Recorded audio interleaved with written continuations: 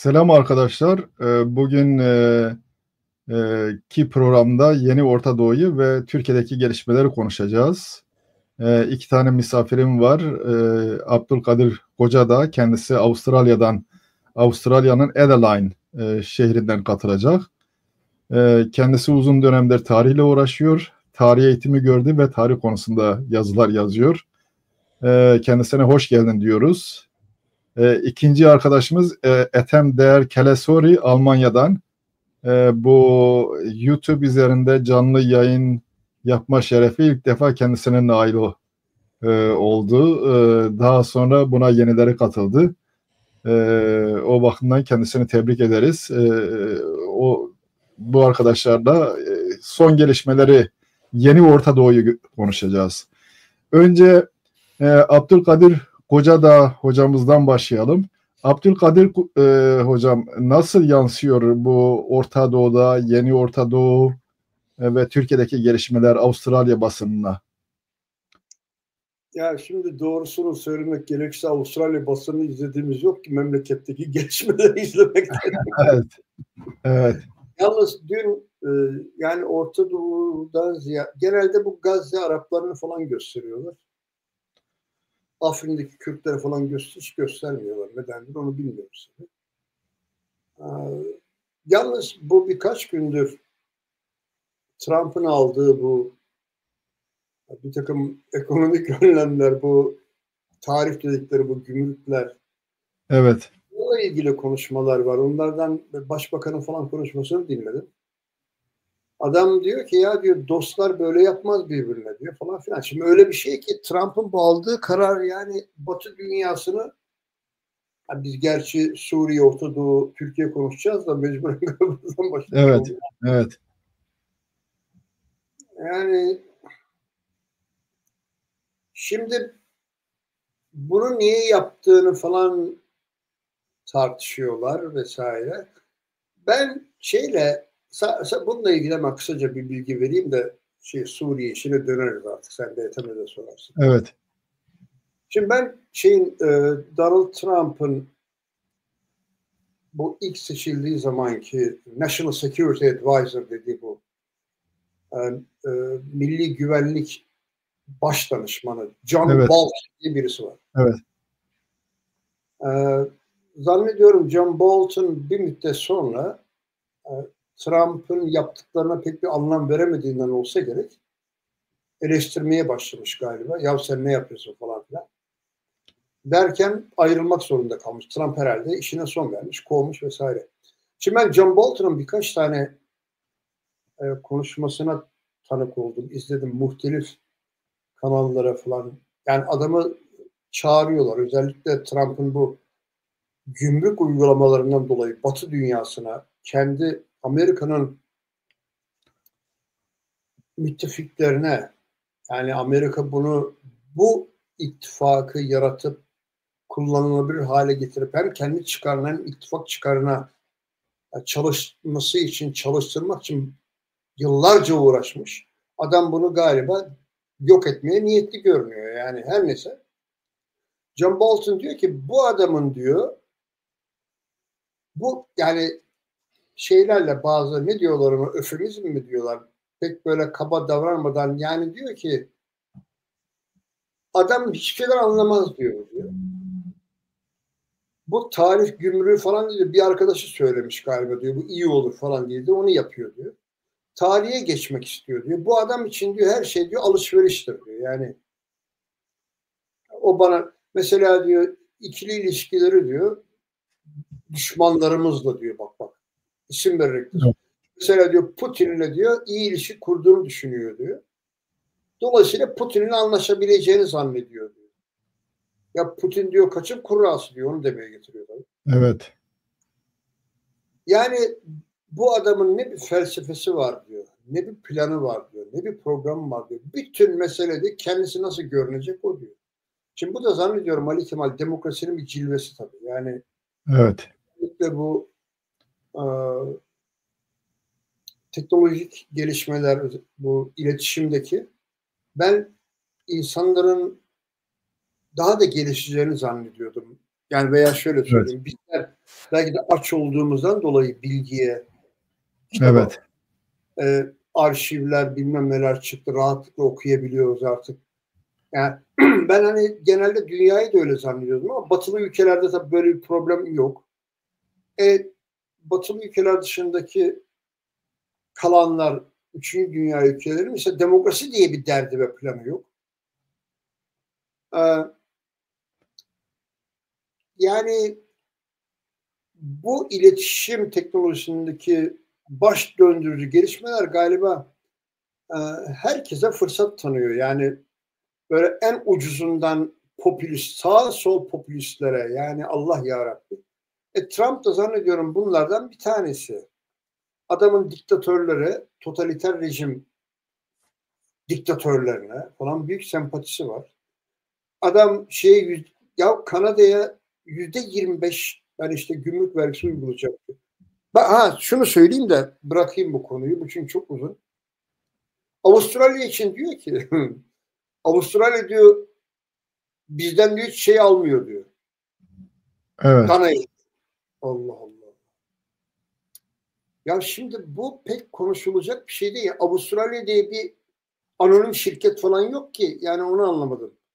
Şimdi Avustralya'da adam eğer Avustralya hükümetinin veya şeylerinin nedir o kurumlarının, devlet kurumlarının koyduğu, düzenlediği talimnamelere uygunsa bir, iki, fiyatı uygunsa adam tabii ki alır. Kaliteliyse almaz mı? Çıldırmış mı? Para kazanmak istiyor. Dünya para kazanma dünyası.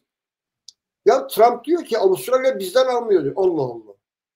Diyor ki Kanada, sanki Avustralya diye bir şirket varmış. Diyor ki Kanada diyor, biz Kanada'ya diyor 200 milyar dolar diyor fazla para ödüyoruz. Allah Allah. Ya alan Amerikalı işte işine geldiği için oluyor. Evet. Şimdi İhtiyacın var nihayetinde değil mi? O yüzden alıyorsun. uygulayacak. Amerika'daki fiyatlar birden artacak. Hayır, daha da tehlikelisi Amerika'daki büyük fabrikalar, bilmiyorum yani. Şimdi biz kendi anlamadığımız şeylerde bir de dünyanın en büyük ülkesine akıl verecek durumu yok. Kendi aklımız yok da kendimize kullanacak. Yalnız yani bu böyle bir devam ettirirse bu birkaç sene içerisinde dünyanın büyük silah şirketleri falan batabilir Amerika'da. Yani veya uçak şirketleri, uçak yapanlar, Boeing falan. Mesela şey demiş ki 5 milyon nüfuslu yer İrlanda. Farmasötikal alıyormuş bu işte hap şeyler işte. Ne Evet, deniyor? ilaç evet. İlaç. Evet. Ham madde alıyor mu bilmiyorum da ilaç alıyor mesela. Belki ham madde de alıyor. Ona vergi koymuş. Adam bir şey söylemiş bak. Tabii Trump'ın umurunda bile değil de bu. Adam demiş ki geçen sene demiş Amerika'dan 30 milyar dolarlık uçak aldığımızı, anlaşma yaptığımızı hatırlatırım demiş. Evet. Ya sen dalga mı geçiyorsun? Pat iptal ediverir, döner başkasına. Ya Evet. Avustralya'nın Amerika ile kaç yüz milyar dolarlık nükleer denizaltı projesi var. İlk önce Fransa ile anlaştılar. Sonra Fransa'ya kazık attı. Bundan önceki Morrison hükümeti. Evet, öyle bir şeyi hatırlıyorum. Doğrudur. Yani Evet. adamlar Evet. acayip bozuldular. Sonra döndüler Amerika ile İngiltere konsorsiyumuna. Niye? Amerika en iyi müttefiki şeyinde. Ondan bir de İngiliz de burası tabii aslen işte İngiliz falan filan. Commonwealth bilmem ne. Adamlara kazık attılar Fransa'ya. Şimdi Başbakan dedi ki yine bunlar da tabii İngiliz gibi düşünüyor. Adamlar uyanık düşünüyorlar hala. Biz de şu anda bir misillemede bulunmayı düşünmüyoruz Amerika'ya dedi. Ama Almanya falan çok kızgın, öfkeli.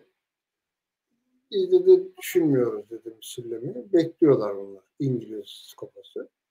Ama herkes beklemez tabii. Bilmiyorum yani bu böyle bir gariplik var. Şeyle ilgili de yani Orta Doğu ile ilgili dediğim gibi bu Gazze Araplarını göstermekten başka kanallarda falan gösteriyordur muhtemelen ama ben de fazla izlemiyorum o şeyleri. Yalnız Türkiye'deki yürüyüşler vesaire onlarla ilgili bazı işte yayınlamalar vesaire oldu. Ama onlar belki de bilmiyorum bizim bakışımızda işte onlar nasıl olur. Hepsi bu söyleyeceğim. Evet, evet. Bu tabii Trump'ın koyduğu tariflerle ilgili şunu söyleyebilirim. Yani yeni haber olarak dün borsa çakıldı. Mesela Nasdaq %6 gibi düştü. Bugün de düşmesi bekleniyor. Belki %2-3. Bu bir şekilde Amerika'daki kapitalist şirketlerin yani bir tepkisi olarak da okunabilir. O yüzden Trump işte bu tarif meselesini biz görüşebiliriz diye bir mesaj vermiş. Belli ki biraz iş pazarı koruma sahikiyle onu yapıyor ama tabii Amerika sadece alıcı değil, aynı şekilde sizin belirttiğiniz gibi büyük bir satıcı da bunun. Ya adamlar bunu 50-60 senede, 100 senede, 60 senede oluşturdular. Evet. Bu müthiş düzeni. Adam popülist ve dünyadan bir adam olduğunu söylüyor John Bolton. Evet. Yani bu adamın diyor hiçbir şeyden anlamaz bu diyor ya. Bunun için diyor sadece kendisi nasıl görünür ona bakar. Bilmez diyor. Birisi övmüştür buna diyor onu söyler diyor. İnanılır gibi değil. Evet. Yani bugün ya evet. Bugün yani manşet olan haberlerden bir tanesi önemli bir sanıyorum Arap kökenli bu kimdir ya? Arap kökenli bir şey var. Profesör var. O El Aryan isimli. Ayrıca bir sürü büyük şirkete de danışmanlık yapıyor. Alyans'ın danışmanlarından El Aryan isimli biri. O Amerika'da yani recession riskinin büyük olduğunu söylüyor. Ya o recession'ı evet. bir yana bırak. Devasa şirketler batar. Yani bunun lamıcın var mı? Evet. Evet. Hadi şeyler ya kimse 2 sene 1 sene sonra kimse Boeing'e şeyi vermezse sipariş. Evet. Mesela atıyorum yani ne bileyim ben. Neyse. Evet. Yalnız şöyle bir şey oldu onu hemen ekleyeyim. Dün ya da evvelsi gün hemen bir oylama yapılmış galiba. Bu demokratlar mı götürmüş acaba senatoya? Yani Kanada ile ilgili. Gerçi o tam bir şey ifade etmese de başkana gidecek. Yine veto edebilir. Kanada'ya uygulanan tarifin kararnamenin herhalde doğrusunu istersen tam orayı kaçırdım bilemiyorum. Belki kelime olarak tam böyle değildir ama öyle söylemiş olayım. Yanlışsam da özür dilerim dinleyiciler. Herhalde o çıkarılan kararname Trump'ın imzaladığına yönelik demokratların verdiği önerge Senato'nun az bir burun farkıyla Cumhuriyetçiler çoğunlukta 52'ye 48 reddedildi Trump'ın şeyi. Evet. Yani evet. Bu verilen önergenin kabulünü gösteriyor. 4 tane Cumhuriyetçi lehine oy kullandı. Demokratların lehine. Evet. Demokratların sunduğu teklifin lehine. Evet. Rand Paul diye birisi var. O adam kızıp duruyordu ya böyle olmaz diyor yani. O da Trump Kentucky senatörü galiba. Yani bayağı bir Trump destekçisidir kendisi de. Bayağı bir küfür yiyordu Twitter'da baktım ben. Trumpçılara bile küfür ediyorlar ona. Kendisi evet. Trump Republic Partisi. Ya böyle bir şey olmaz diyor ya bu tehlikeli diyor. Ya diyor vergiler azalsın diyoruz diyor vatandaş daha fazla para verecek diyor. Çok basit bir hesaptan bahsediyor adam. Söylediği şey doğru. Trump'a kalırsa bu stock marketteki, borsadaki dibe vuruş falan gayet bir şey yokmuş. Her şey iyiye gidiyormuş. Öyle söyleyeyim. Evet. Evet biz Ethem'e dönelim. Ethem sadece bir ek bilgi olsun diye Trump meselesi açıldığından dolayı bugün ben mesela Dugin'le Putin'in baş danışmanı felsefeci olan birisini dinledim. 5 dakika falan dinledim. Devam edemedim. O ilginç bir şekilde Amerika'nın Kanada ve Grönland'ı almasından bahsediyordu. Yani bilmiyorum bu Rusya'nın da görüşü haline gelmiş mi ama o bu tür bir fikri destekliyordu. Belki de bu tür bir fikrin fikir babası da olabilir. Bilemiyorum yani. İlginç olan Rusya'da ve Amerika'da aynı şeyin konuşuluyor olması. Ben normal olarak Rusya'nın buna tepki göstereceğini bekliyordum ama bakıyorum başka sesler çıkıyor. Ethem, siz yeni Orta Doğu'yu nasıl okuyorsunuz? Hemen öyle kısa bir soruyla girelim. Teşekkür Buyurun. ediyorum. Öncelikle nazik davetiniz için teşekkür ediyorum. Bu Kürt medyası için alışılmış bir zaman dilimi değil şu andaki sohbetimizin saati. Normal, artık Kürtler buna da alışsınlar çünkü günün her saati bir şekilde paylaşılmış. Evet. Yani her zaman da gece saatinde veya akşam prime time'da bu olacak değil. Bazen böyle gündüz Avustralya'ya uymuyor tabii. Gece saati oluyor gündüz akşam. programları da olmalı Teşekkür ki ederim. insanlar bu gündüz programlarına da bir şeyler alabilsinler diye. Önce bunu bir belirtmiş olayım. İkincisi, müsaadenizle sizin demin benimle alakalı bir şey söylediniz. Oraya bir ek yapmak istiyorum veya Evet, buyurun. kaba kaçmayacaksa düzeltme yapmak isterim. O da şu: ben YouTube üzerinden ilk canlı yayın yapan değilim. Benim bu sosyal medya üzerinden Kürt tarih, dil ve benzeri programları canlı yayınlarla Kürtlerin gündemine taşıyan ve bunu ilk başlatan olarak sadece Kürtlerden zaten ben Kürtlerden dedim canım. Siz teknolojiyi yaratmıyorsunuz.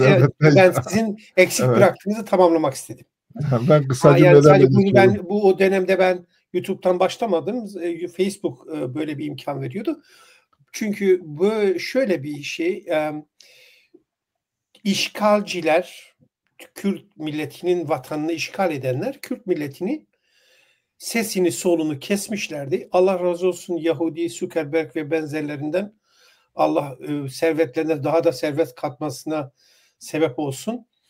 Yani onların sayesinde, bunların bize sunmuş olduğu bu platformlar sayesinde biz Kürt milleti olarak derdimizi anlatabildik, birbirimize kucaklaşabildik. Bu anlam sadece bu sebepten dahi olsa Kürtler bu Yahudi milletine müteşekkirdir. Sağ olsun. Kadim milletimiz, kadim Yahudi milletine. Böylelikle müsaadenizle bu Trump'la ilgili de iki kelime söyleyip hemen Orta Doğu'ya gelelim. Şimdi Trump meselesi önemli. Biz üstadla her gün hemen olmasa bile gün aşırı neredeyse sohbet ederiz. Beyin fırtınası dedikleri şeyi yaparız. Yarım saat de olsa, bir saat de olsa birbirimizle sohbet ederiz. Bu benim için elzem oldu. Benim için çok geliştirici, benim için çok büyüleyici bir şey de oldu. Kendimi bununla çok geliştirdiğimi söylemeliyim. Huzurunuzda kendisine de teşekkür etmiş olayım. Aynen. Şimdi ben dünkü konuşma, eyvallah. Dünkü sohbetimizde üstada dedim ki, Üstad, Trump'ın gidici olup olmadığını Yahudi, yani daha doğrusu İsrail'in tavrından anlayabiliriz. Benim kanaatim, dedim, hali hazır vaziyette 2 sene daha devam etmek gibi bir durumu görüyor. Yalnız ben dün İsrail medyasını tararken enteresan bir bilgiye vakıf oldum ve ben bunu sizinle paylaşayım dedim. Şimdi İsrail medyası Kürtler üzerinden şu anda çok meşgul, Kürtlerle çok meşgul. Bu bizi çok ziyadesiyle memnun ediyor. Ve İsrail medyasında şöyle bir tartışma var. Amerika İsrail'i terk ederse, bakın soru bu. Amerika İsrail'i terk ederse, Kürtleri terk edersen demiyor. İsrail'i terk ederse İsrail ne yapmalı? Ve Amerika'nın İsrail'i terk etmesi halinde İsrail'in Kürtler gibi müttefiki vardır diye de kendi kendilerine cevap veriyorlar ve kendi kendilerine bunun üzerine bir bina inşa ediyorlar. Evet. Fikir binası, gelecek strateji falan vesaire. Bu benim müthiş hoşuma gitti ve dolayısıyla direkt olarak şunu anladım. Dedim ki bunlar Trump'ın yüzünü çizdiler ve çizmek üzereler. Çünkü bu kelime, yani Amerika bizi terk ederse anlamı, Amerika büsbütün İsrail'den desteğini çeker anlamında değil. Bu bir şeydir, bu bir şifredir, bu bir semboldür. Şu anda hali hazırda Trump, İsrail'in Amerika tarihinde, İsrail tarihinde Amerika başkanları içerisinde bu kadar yoğun mesaiyle çalışabildiği tek başkandır. Şimdi bu onun cehaletini mi gösterir, onun yetersizliğini mi gösteriyor falan. Oraya girmek istemem. O benim işim de değil. Ama İsrail'in menfaati açısından söylüyorum. Bu açıdan Trump giderse sanki Amerika gitmiş olur. Böyle bir dipnot düşmüş olayım. Şimdi yine Trump üzerinden bir hemen Orta Doğu'ya giriş yapalım. Şimdi Trump'ın sizin ifadenizle fazla ulusal sığınmacı, ne diyorlar ona? Ulusal korumacı politikalarının sebebinden dolayı dünyada belki bir savaş başlayacak. Yani sizin tarif dediğiniz, yani gümrük tarifeleri uygulamalarından dolayı. Almanya gerçekten çok kızgın. Fakat Almanya şu kadar kalın bir dosya hazırlamış. Dün Alman Finans Bakanı çıkardı, bunu canlı yayında gösterdi. Hep tedbirlerle alakalı. Amerika'yı tabiri caizse, hani Türklerin beylik laflarıyla söyleyeyim, Amerika'yı dize getirecek sözü buna.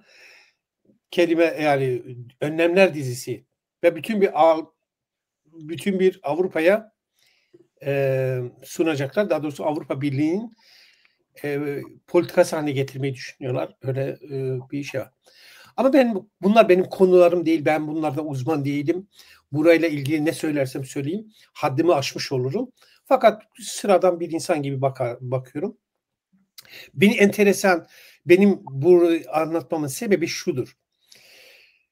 Dünya hep ticaret yolları ve ticaret üzerinden tarihi şekillenmiştir dünyanın. Yani hep Kürdistan'ın işgali de ticari sebeplerdir. Şu anda Kürdistan'ı bize vermemelerinin sebebi de ticaridir. Yani paradır, maldır, mülktür. Kürtlere bu anlatılmıyor. Kürtlerin ülkesinin işgal altında halen olmasının sebebi, Kürt milletinin topraklarının yeraltı ve yerüstü zenginliklerinin Kürtlere geçmesini önlemek adınadır. Daha doğrusu bunlar yiyor, Kürtler yemesin istiyor. Sömürgedir. Dolayısıyla ticaret bu işin esasıdır. Ana şeyidir, omurgasıdır. Ve yeni Orta Doğu şekillenmesi de bu çerçevede olacaktır. Olmak zorundadır. Yani ticaret yolları güvenliği, yeni ticaret yolu ve yeni pazarlar, yeni üretim merkezleri çerçevesinde dünya yeniden şekilleniyor. Hepimizin bildiği bir şey var. O da şudur. Bilinen meşhur laftır. Henry Kissinger'in vardı. Bir stratejisi vardı, bir politikası vardı. Amerikan stratejisi ve politikası haline dönüştürüldü. Henry Kissinger'in fikriyle Çin, Amerikan sermayesiyle dünyanın ekonomisinin üretim merkezine haline getirildi ki Rusya'dan kopsun, Sovyetlerden kopsun, Sovyetleri yıkabilsinler. Henry Kissinger bunda başarılı oldu. Sovyetleri yıktı ama Sovyetlerden daha büyük bir canavar ortaya çıkardı. Çin. Şimdi Çin'in de bir şekilde Sovyet Sosyalistler Birliği gibi yıkılması ve önlenmesi için yeni stratejiler uygulanması lazım ve Çin'in üretim merkezi olmaktan çıkarılması lazım. Amerika devleti bunu kendi şirketleriyle konuştu, ulusal şirketleriyle konuştu, kapitalist şirketleriyle konuştu ve ikna ettiler. Birbirlerini ikna ettiler ve bu ikna neticesinde Trump'ın birinci döneminde bizi %100 ve direkt alakadar eder yeni bir ticaret güzergahı ve üretim merkezi üzerinde anlaştılar. İşte Çin çıkacak devreden, Hindistan, Pakistan, Bangladeş hem ucuz iş gücü hem de ulaşımı daha kolay. Oradan işte Suudi Arabistan üzerinden ve Ürdün ve dahi İsrail üzerinden deniz yoluyla Avrupa'ya taşınacak vesaire. Burada kesin bir kararlılık var. Şimdi bu ticaret yolunun düşmanları olan, tabii olarak ticaret yolunun kendilerinin ticaretine zarar verdiğini düşündükleri Çin, efendime söyleyeyim Rusya, İran ve Türkiye bir eksen oluşturdu ve bu ticaret yolunun mutlak anlamda durdurulması gerektiğine dair. Her ne kadar basit bir cümleyle Türkiye daha sonra bu ticaret yolunun durduramayacağını anlayınca bari bu ticaret yolu İsrail üzerinden değil de Türkiye üzerinden Avrupa'ya gitsin, Kürtleri bypass edeyim gibi bir ikinci bir hamleyle hani vagona atlamak istediyse de yani işte ne diyorlar, kalkınma yolu Türkler diyor değil mi? Basra bilmem ne şey, oraya montelenmek istedilerse de burada rağbet görmedi hiçbir devlet tarafından. Kendilerini çaldılar, kendilerini şey yaptılar. Ama denilebilir ki Türkler bununla iki kuş vurdu aslında. Birincisi Bağdat'ı vurdu. Bağdat'ı kendi yanına çekti. Bir de Kürtlerin Güney Kürdistan'ı avladı tabiri caizse. Hazırlıksız avladı ve kendisine daha da bağladı. Neyse. Bu da Türklerin fenli olsun. Türklerin bizi nasıl kandırdığına dair bir örnek olsun. İşte bu ticaret yolunu baltalamak isteyen, yok etmek isteyen o eksen, Netanyahu'nun deyimiyle kara eksen, şer ekseni 7 Ekim'de İsrail'de Filistinler üzerinden, Hamas üzerinden bir harekat başlattılar. Bir terörist faaliyet başlattılar. Başlattılar diyorum. Bu benim fikrim değil. Kendi karnımdan konuşmuyorum. Bu benim okumalarımdan, İsrail medyasından ve İsrailli gözlemcilerden aldığım sinyaller ve aldığım şeylerdir bunlar. Bu Hamas'ın ve terörist saldırısının arkasında Türkiye'nin Shin Bet'e göre İsrail'deki terörist faaliyetlerinin Shin Bet İsrail'in iç iç istihbaratıdır. Shin Bet'e göre Türkiye bu işin arkasında var. İran kesinlikle var. Ama korkudan Rusya ve demiyorlar. Çin demiyorlar. Çünkü büyük lokma. Anlatabiliyor muyum? Evet. Ama İsrail bunu kesin ve net söylüyor. Yani resmi rakamlar resmi ağızla söylemese de bunu, yani lafın tamamı eşeğe söylenir, af buyurunuz denilir. Yani bu dünya böyle çalışıyor. Hasılı kelam, şimdi dolayısıyla bu biraz bunun üzerinde durmak isterim müsaadenizle. Burası o kadar önemli ki Kürdistan'ın önümüzdeki 150 yılını belki direkt domine edecek, şekillendirecek bir olgudan bahsediyorum şu anda. Kürtler buranın üzerinde çok fazla durmuyor. Ben de buna yanıyorum zaten. Bakınız bu 7 Ekim Hamas'ın terör eylemlerinin neticesi şöyle: önümüzdeki Kürt milletin 100 yılını ve 150 yılını domine edecek bir olgudur. Kürt medyası, Kürt entelektüelizmi, aydınları, her neyse artık bunun üzerine durmuyorlar. Neden? Evet. Bu da bir soru olarak kalsın. Ve uzattığımın bir soru sorayım kısaca. Buyurun. Yani istihbarat konusunda bu kadar başarılı olan, nam salmış olan İsrail istihbaratı böylesi büyük bir hazırlığı neden göremedi? İsrail uçan kuşun yerini dahi tespit etme imkanına sahipken böyle büyük bir hazırlığı göremedi. Görmedi mi, yoksa görmek mi istemedi ya da küçümsedi mi? Şimdi bunun üzerine birçok şey söylenildi, mutlaka yazıldı ve çizildi, söyleniyor. Komplo teorisi falan vesaire, ama bana bunu soran bir kardeşime ben şunu demiştim. Yoksa yanıltıldı mı? Yok, mütedeyin bir Kürt kardeşime şöyle demiştim. Dedim ki Allah Adem'i yarattı mı? Yarattı. Havayı yarattı mı? Yarattı. Sizce Allah Adem'in karesini ve Adem'in o elmayı yiyip veya da buğday, her neyse, Kürtler buğday diyor, şeyler elma diyor. o yiyip yemeyeceğini biliyor muydu? Biliyordu. Peki niye yarattı? Bildiği halde. Şimdi bir şey bilmek yetmiyor bazen. Tanrı dahi olsanız, Rab de olsanız, Huda da olsanız bir şey bilmeniz sizin için bazen yetmiyor. Mesela ben iyi bir sigara içicisiyim. Ömrüm uzun olsun isterim. Ama Evet. sigaranın ömrü kısalttığını bildiğim halde sigara içiyorum. Evet. Anlatabiliyor muyum? Bir şey bilmeniz her şeyi çözmüyor. Yani dolayısıyla buradan ortaya çıkacak işte İsrail bunu bilerek yaptı, bilerek şey yaptı falan vesaire. Ben o kanaatte değilim. Neyse ben Ama anlamaya çalışıyorum. Yani bir iddiam yok o konuda. Hayır, ben de size cevap vermeye çalışıyorum. Sorunuza cevap vermeye çalışıyorum. Ancak şöyle bir şey var üstadım.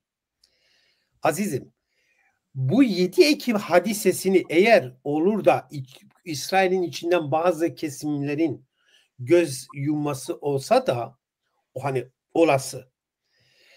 Sonuç itibariyle şöyle bir şey oldu. 7 Ekim hadisesi İsrail milletinin zihninde, beyninde travmaya dönüştü. Evet, o açık Travma. tabii. Evet. Korkunç bir travma. Holocaust'tan sonra İsrail devletinin kuruluşundan sonra İsrail devleti şöyle bir iddiayla ortaya çıktı. Artık ey Yahudiler, ey dünya Yahudileri, dünyanın hiçbir yerinde artık siz aşağılanmayacaksınız, öldürülmeyeceksiniz. Sizin artık bir devletiniz var arkanızda ve İsrail bununla dünyadaki bütün Yahudilerin korumasını üstlendi ve Yahudiler bunu kabul etti ve inandı. Hatta size bir örnek vereyim. Adamlar ta gidip Arjantin'den şuradan buradan eski Nazi soykırımcılarını kaçırıp getirip İsrail'de yargıladılar. Bunun dünyaya duyurdular. Büyük operasyonlar falan. Ve dünyadaki bütün Yahudiler istisnasız benim tanıdığım Yahudiler dahildi bunun içinde. Kendilerini dünyanın neresinde olursa olsun güvende hissediyorlardı. Şimdi böyle bir ortamda 7 Ekim yaşanıyor. İsrail'in merkezinde, devletinin göbeğinde, kalbinde İsrailli Yahudiler kesiliyor, asılıyor, tecavüze uğruyor, kaçırılıyor ve binlercesi. Şimdi ben Kürt olarak düşünüyorum böyle bir devlet. Ben kafayı yerim. Evet. Anlatabiliyor muyum? Şimdi bu ne oldu? Bu da İsrail devletinin geleneksel dış politika doktrinini, efendime söyleyeyim, koruma doktrini tamamen köklü bir şekilde değiştirdi. Neden değiştirdi? Çünkü Yahudiler artık İsrail devletine inançlarını kaybettiler. Evet. İsrail'den 1,5 milyona yakın İsrailli Yahudi göç etti İsrail'den. Zaten nüfus sorunu olan bir devlet. Demografiyle uğraşıyor. Yani böyle bir şey olsa. Dolayısıyla İsrail bir karar aldı. İş başına kimleri getirdi? İş başına bu doktrini yürütebilecek insanları getirdi. Evet. Hazreti Gideon Sa'ar ve İsrail Katz vesaire diğer o dostlarımız bakın Gideon Sa'ar aslında bir hukukçudur. Hukuki eğitimini almış. Anlatabiliyor muyum? Evet. Yani Yani onlar ne değişiklik yapmak istiyorlar? Onu öyle. Kürtler üzerinden Evet. demografilerini, Kürt ittifakıyla demografik problemlerini ve dahi meşruiyet problemlerini çözerek Orta Doğu'yu yeniden bambaşka yepyeni bir şekilde şekillendirecekler. Evet. Bu şekillendirmeye göre %100. Esad'ın gitmesine karar verdiler. Esad gitti ve Şimdi HDŞ'e geldi. Esad'ın gitme kararı yeni bir karar değil ama Evet. İsrail'in bu doktrini Esad'ın bir an önce gitmesine sebep oldu. Evet. Gitti, HDŞ'e geldi. Peki bunun Çünkü İsrail'e yararı ne? şimdi HTŞ İsrail projesi değil, başta onu söyleyeyim. Evet. Fakat İsrail bu projeden yaralanmak zorunda biz Kürtler gibi. proje aslında İngiliz projesi. Evet. HTŞ. Yani HTŞ kesinlikle İngiliz projesi veya da İngilizlerin Amerikalıları ikna etmesiyle olduğu bir şeydir HTŞ. Çünkü şunu dipnot olarak düşününüz ve bu hepimize lazım olur.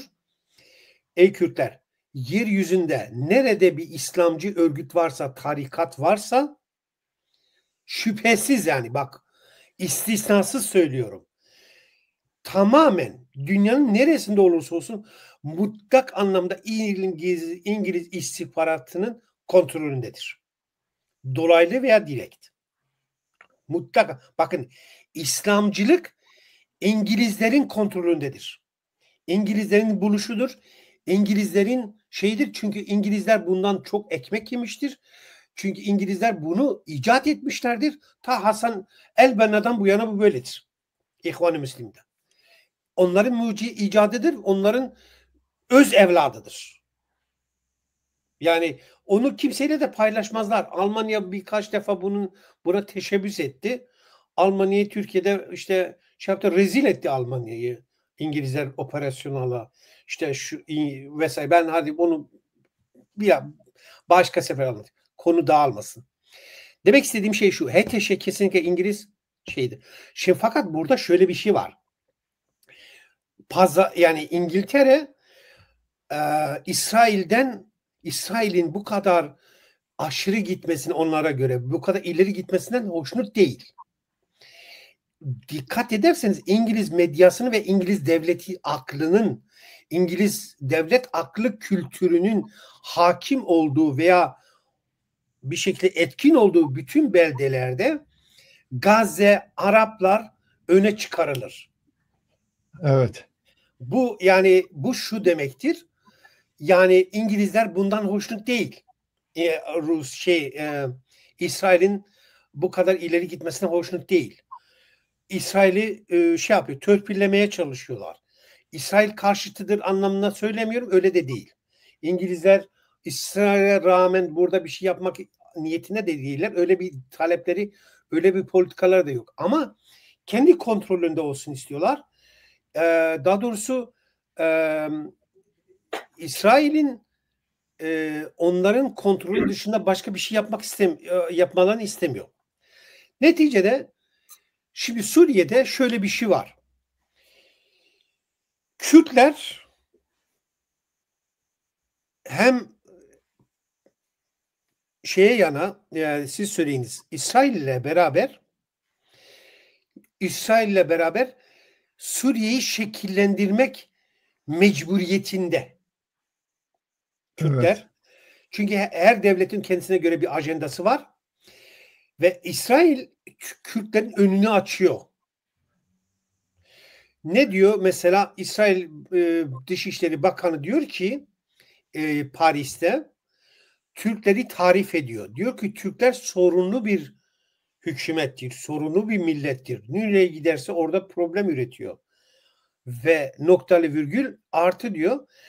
Türkler diyor Suriye'de sürekli yıkıcı bir rol oynuyor ve orada huzuru bozuyor.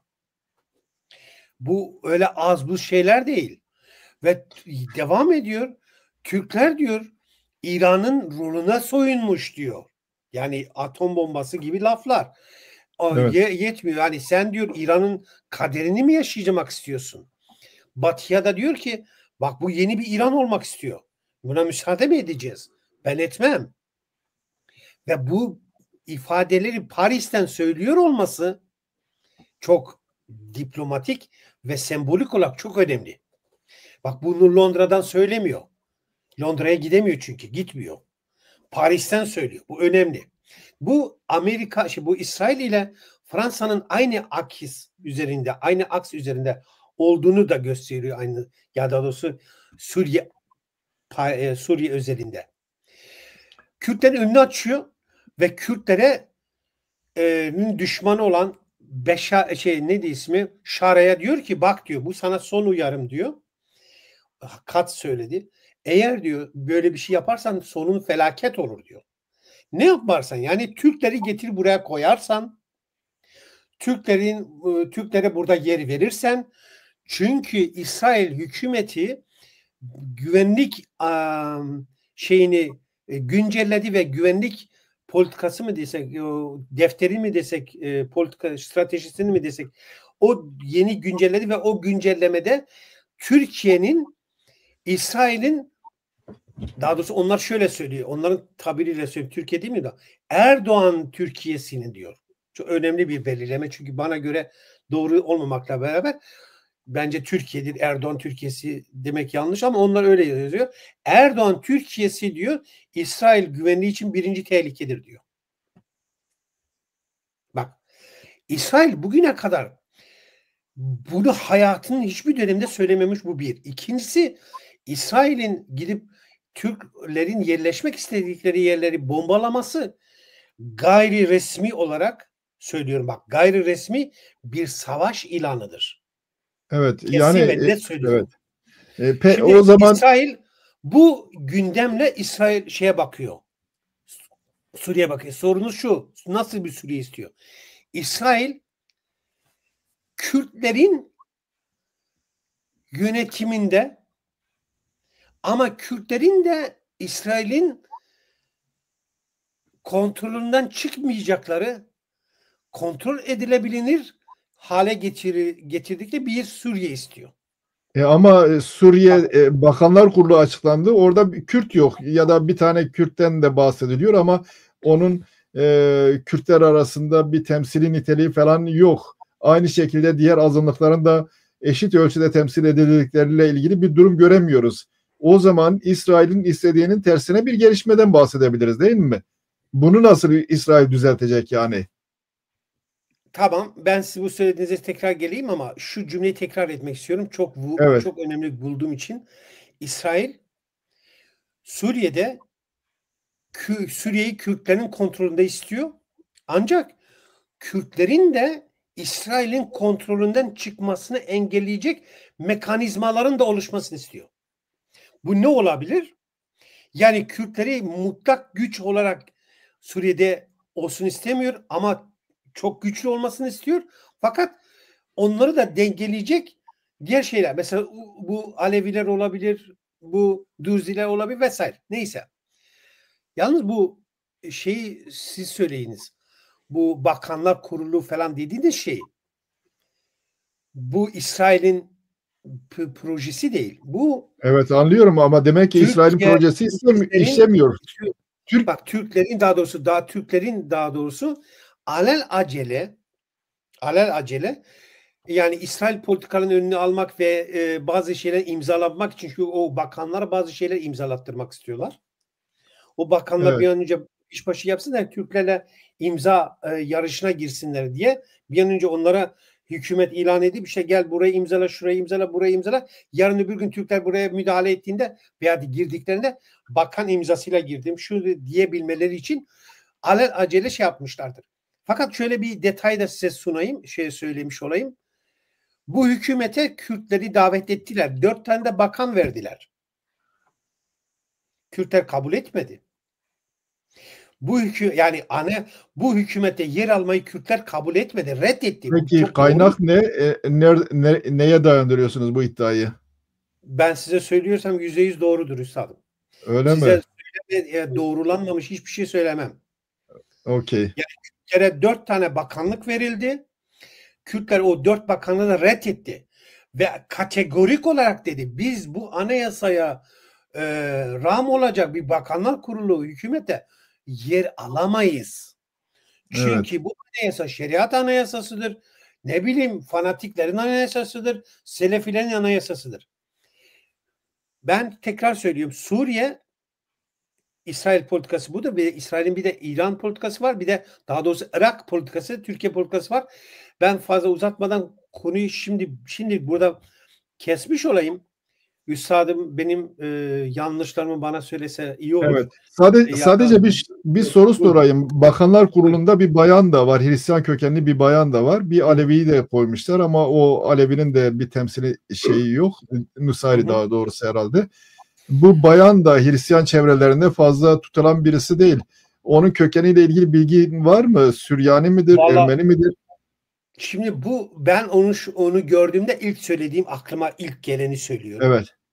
Ben dedim ki bu tam tamına Hakan Fidan rütuşu. Evet. Bak, Hakan Fidan'ın rütuşu. Bu Jolani'nin Molan'ın aklına bile gelmezdi böyle şeyler. Çünkü onların akıllarında kadın yok yani, öyle bir şey. Bir rütuş yani. Anlatabiliyor muyum? Ama buna Nereden rağmen herhalde bulurlarsa, buna ben rağmen bilmiyorum, tanımıyorum. buna rağmen cihatçı kesimler içerisinde yani başı açık bir bayanın hükümette yer almış olması herhalde onların öngördüğü şeriat düzenine uygun bir şey değil. Bu tepkilere de yol Siz açabilir. Hakan Fidan olsanız yaparsınız. Yo diğer HTŞ içerisinde bulunan cihatçı kesimlerin bir kesimi en azından buna tepkilidir. Bu ileride ne tür durumlara yol açabilir? Şimdi Çatışma üstadım riski. tekrar söyleyeyim. Bu ben ironi yapmıyorum. Hakan Fidan'ın rötuşudur bu. Hakan Fidan bir yere mesaj veriyor. Veya bir şey yapma. Mesela Jolani kimdir? Jolani'nin babası çok iyi bir sosyalist adam. Yani Bağızçı değil mi? Bak ve Nasırcı. Evet. Nasırcı bir şeydir. Bir ne diye ismi? Milliyetçi Arap'tır. Evet. Dün ben bir kanalda onun Suriye tarafından Irak'a savaşmak üzere gönderilmiş olduğunu dinledim. Ne kadar doğru, ne kadar yanlış. Şimdi bu Sonra Nasırcı ya, şimdi bu onun oğlu, onun tezgahından geçmiş, Relay tedrisatından geçmiş ve babasının babası da onu reis cumhur olarak gördü, camide onu tebrik etti. Ne bileyim, işte babasının elini öptü. Yani oğlu babasının yolunda gidiyor. Yani bu evet. İslamcı falan vesaire, bunlar ya şimdi adam dükkan açacak, özür diliyorum, bir sermayeniz var. Bir çarşıda dükkan açacaksınız. Gidiyorsunuz, bakın tornacısı var, şucusu var. Olmayan ne var? Orada dükkan açarsınız. Yani oraya, çünkü başka rekabet şansı. Adamlar, İslamcı olmak böyle bir iştir. Yani orayı da açmak, ya ileride açarız belki Evet. de. Yani Evet. bunların İslamcılığı falan, esas tek bir şey var. Arap milliyetçiliği, Türk milliyetçiliğidir. Yani başka bir şey yoktur. Siz Evet. bunun O, sosyalist o de zaman deseniz, Alevi de deseniz, Süryani de deseniz, ne derseniz de işin aslı Arap milliyetçiliği, Türk milliyetçiliğidir. Başka da bir şey, Kürtler başka bir şeyle kendilerini kandırmasınlar. evet, ben Abdülkadir Hoca'ya döneyim. Abdülkadir Hoca, şimdi Suriye üzerinde bu kavganın nedeni ne? Yani Suriye ekonomik kaynakları fazla geniş olmayan bir ülke. Bir jeopolitik var, bölgenin jeopolitiği. Suriye'ye egemen olunca belki başka bölgelere de egemen olursun. Buna biz jeopolitik diyoruz. Bir de bu kaynaklar itibariyle falan herhalde bir jeostratejik olarak da ayırmak mümkün. Siz ne görüyorsunuz? Yani Suriye'yi böyle önemli kılan ne? Neden Suriye üzerinde fazla bir rekabet var? Suriye'de egemen olmak ne gibi sonuçlara yol açar? Ya da Suriye'nin bölünmesi ne tür sonuçlar doğurur? Ne diyorsunuz? Yani Suriye'nin Soğuk Savaş dönemindeki durumuyla şimdiki durumu biraz farklılaştı. Evet. Şimdi bir kere Suriye'nin önemi artık öncelikle İsrail'in varlığından kaynaklanıyor. İkincisi, Türkiye'nin Kürtleri zapturapt altına alma ideolojisinden kaynaklanıyor. Bu kadar basit. Yani geri kalanı Kürtlerin fantezi dünyalarına meze olur. Yani mesele bu. Yani Türkiye'nin bütün uğraşısı kendi Cumhuriyet'in kuruluş felsefesine ve ideolojisine uygun olarak Kürtlerin işte herhangi bir yerde hak sahibi olmamasını sağlamak. Yani bunu Türkiye'de yani büyük oranda başarmış gibi görünüyorlar herhalde. Bilmiyorum bu. Yani şeyde ise Güney Kürdistan'daki bir kaza oldu. Türkiye o konuda bir hata yaptı. İşte o hatayı bir daha tekrarlamak istemiyor. Ve Suriye'deki küçük bölge Türkiye için hayati önem arz ediyor. Devlet felsefesi olarak da, yani devlet ideolojisi olarak da hayati tehlike arz ediyor. Bunun şeyle alakası yok tabii. Yani herhangi bir örgüt veya bu PKK'nın orada varlığıyla falan ilgisi yok onun. O işin zannediyorum daha çok makyaj kısmı olarak görünüyor. Yani bu küçük bölgenin hayat bulması, yani şöyle söyleyeyim, mesela federal bir rejim olduğunu düşünsen Suriye'de veya işte özel ve Türkiye'nin diyelim dokunamadığı, Irak'ın el altından dokunamadığı, Irak'a tabii dikkat etmiyor Kürtler. Türkiye ve Irak'ın dokunamadığı diyelim. Şimdi Kenge'den bile Kürt çıkar, Türkmenistan'dan da çıkar, Afganistan'dan da çıkar. Sana söyleyeyim, mesela Pakistan Peşaver'den de çıkar, Cezayir'den de çıkar. Yani bu birdenbire bir uyanışı tetikleyebilir. Yani öyle bir görüntü var gibi. Veya ben en azından Kürtlerin hak sahibi olmasına karşı çıkanların bu tür tehlikelerin farkında olduğunu kendileri açısından düşünüyorum. Belki yanılıyorum ama aklıma o geliyor. Bir de şu HTŞ falan İsrail ile ilgili bir şey söyleyeyim de. Ethem bayağı açıklamalarda bulundu sağ olsun. Şimdi HTŞ'nin varlığı Ali Kemal İsrail'in aleyhine değil tam tersine lehine işliyor yani. İsrail HTŞ'den daha uygun, daha münasip bir hükümet bulamazdı zaten. Şimdi HTŞ'den kimler rahatsız? Oraya bakıp bunu biliyoruz gerçi ama ben de biraz belki fuzuli yere tekrar etmiş olacağım ama İsrail'in neden HTŞ'nin aslında hükümet olmasına her ne kadar çok kızsa da İsrail'e büyük avantaj sağladığını söyleyeyim. Yani hepimiz biliyoruz da işte bir tekrar etmiş olalım. Şimdi Arap rejimler etraftaki Mısır, Ürdün, Körfez, Suudi feci şekilde rahatsızlar bu El-Kaide, DAEŞ gibi veya işte bu neydi o Müslüman kardeşler vesaire. Adamların tabii iktidarlarını tehdit ediyor bu.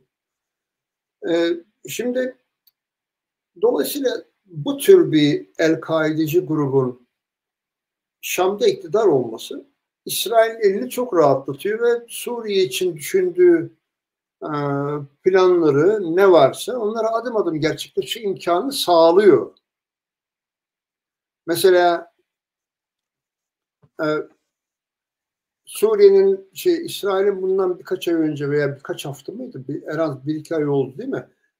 Suriye'nin her noktasındaki hatta Kamışlı'yı da bombaladı. Yani Kamış'taki o bazı üssünü de bombaladı. Yani aslında daha o gün şunu söyledi İsrail herkese, Rusya, İran dahil, Türkiye dahil, Amerika dahil herkese onu söyledi. Dedi ki bu saatten itibaren Suriye'ye havadan, denizden, karadan girecek silah için önce bana danışacaksınız. Şimdi bu tabii Türkiye'nin de hesapları var. Yani Türkiye Rojava'yı yani full operasyon yapamıyor. Ordu her ne kadar bütün orduyu konuşlandırmış olsa da tabii bu durum gerçi Türkiye'yi varsa düşmanı çevrede onlara karşı zayıf da düşürüyor ama tabii Yunanistan gibi düşman dostlar başına yani Türkiye o konuda şanslı.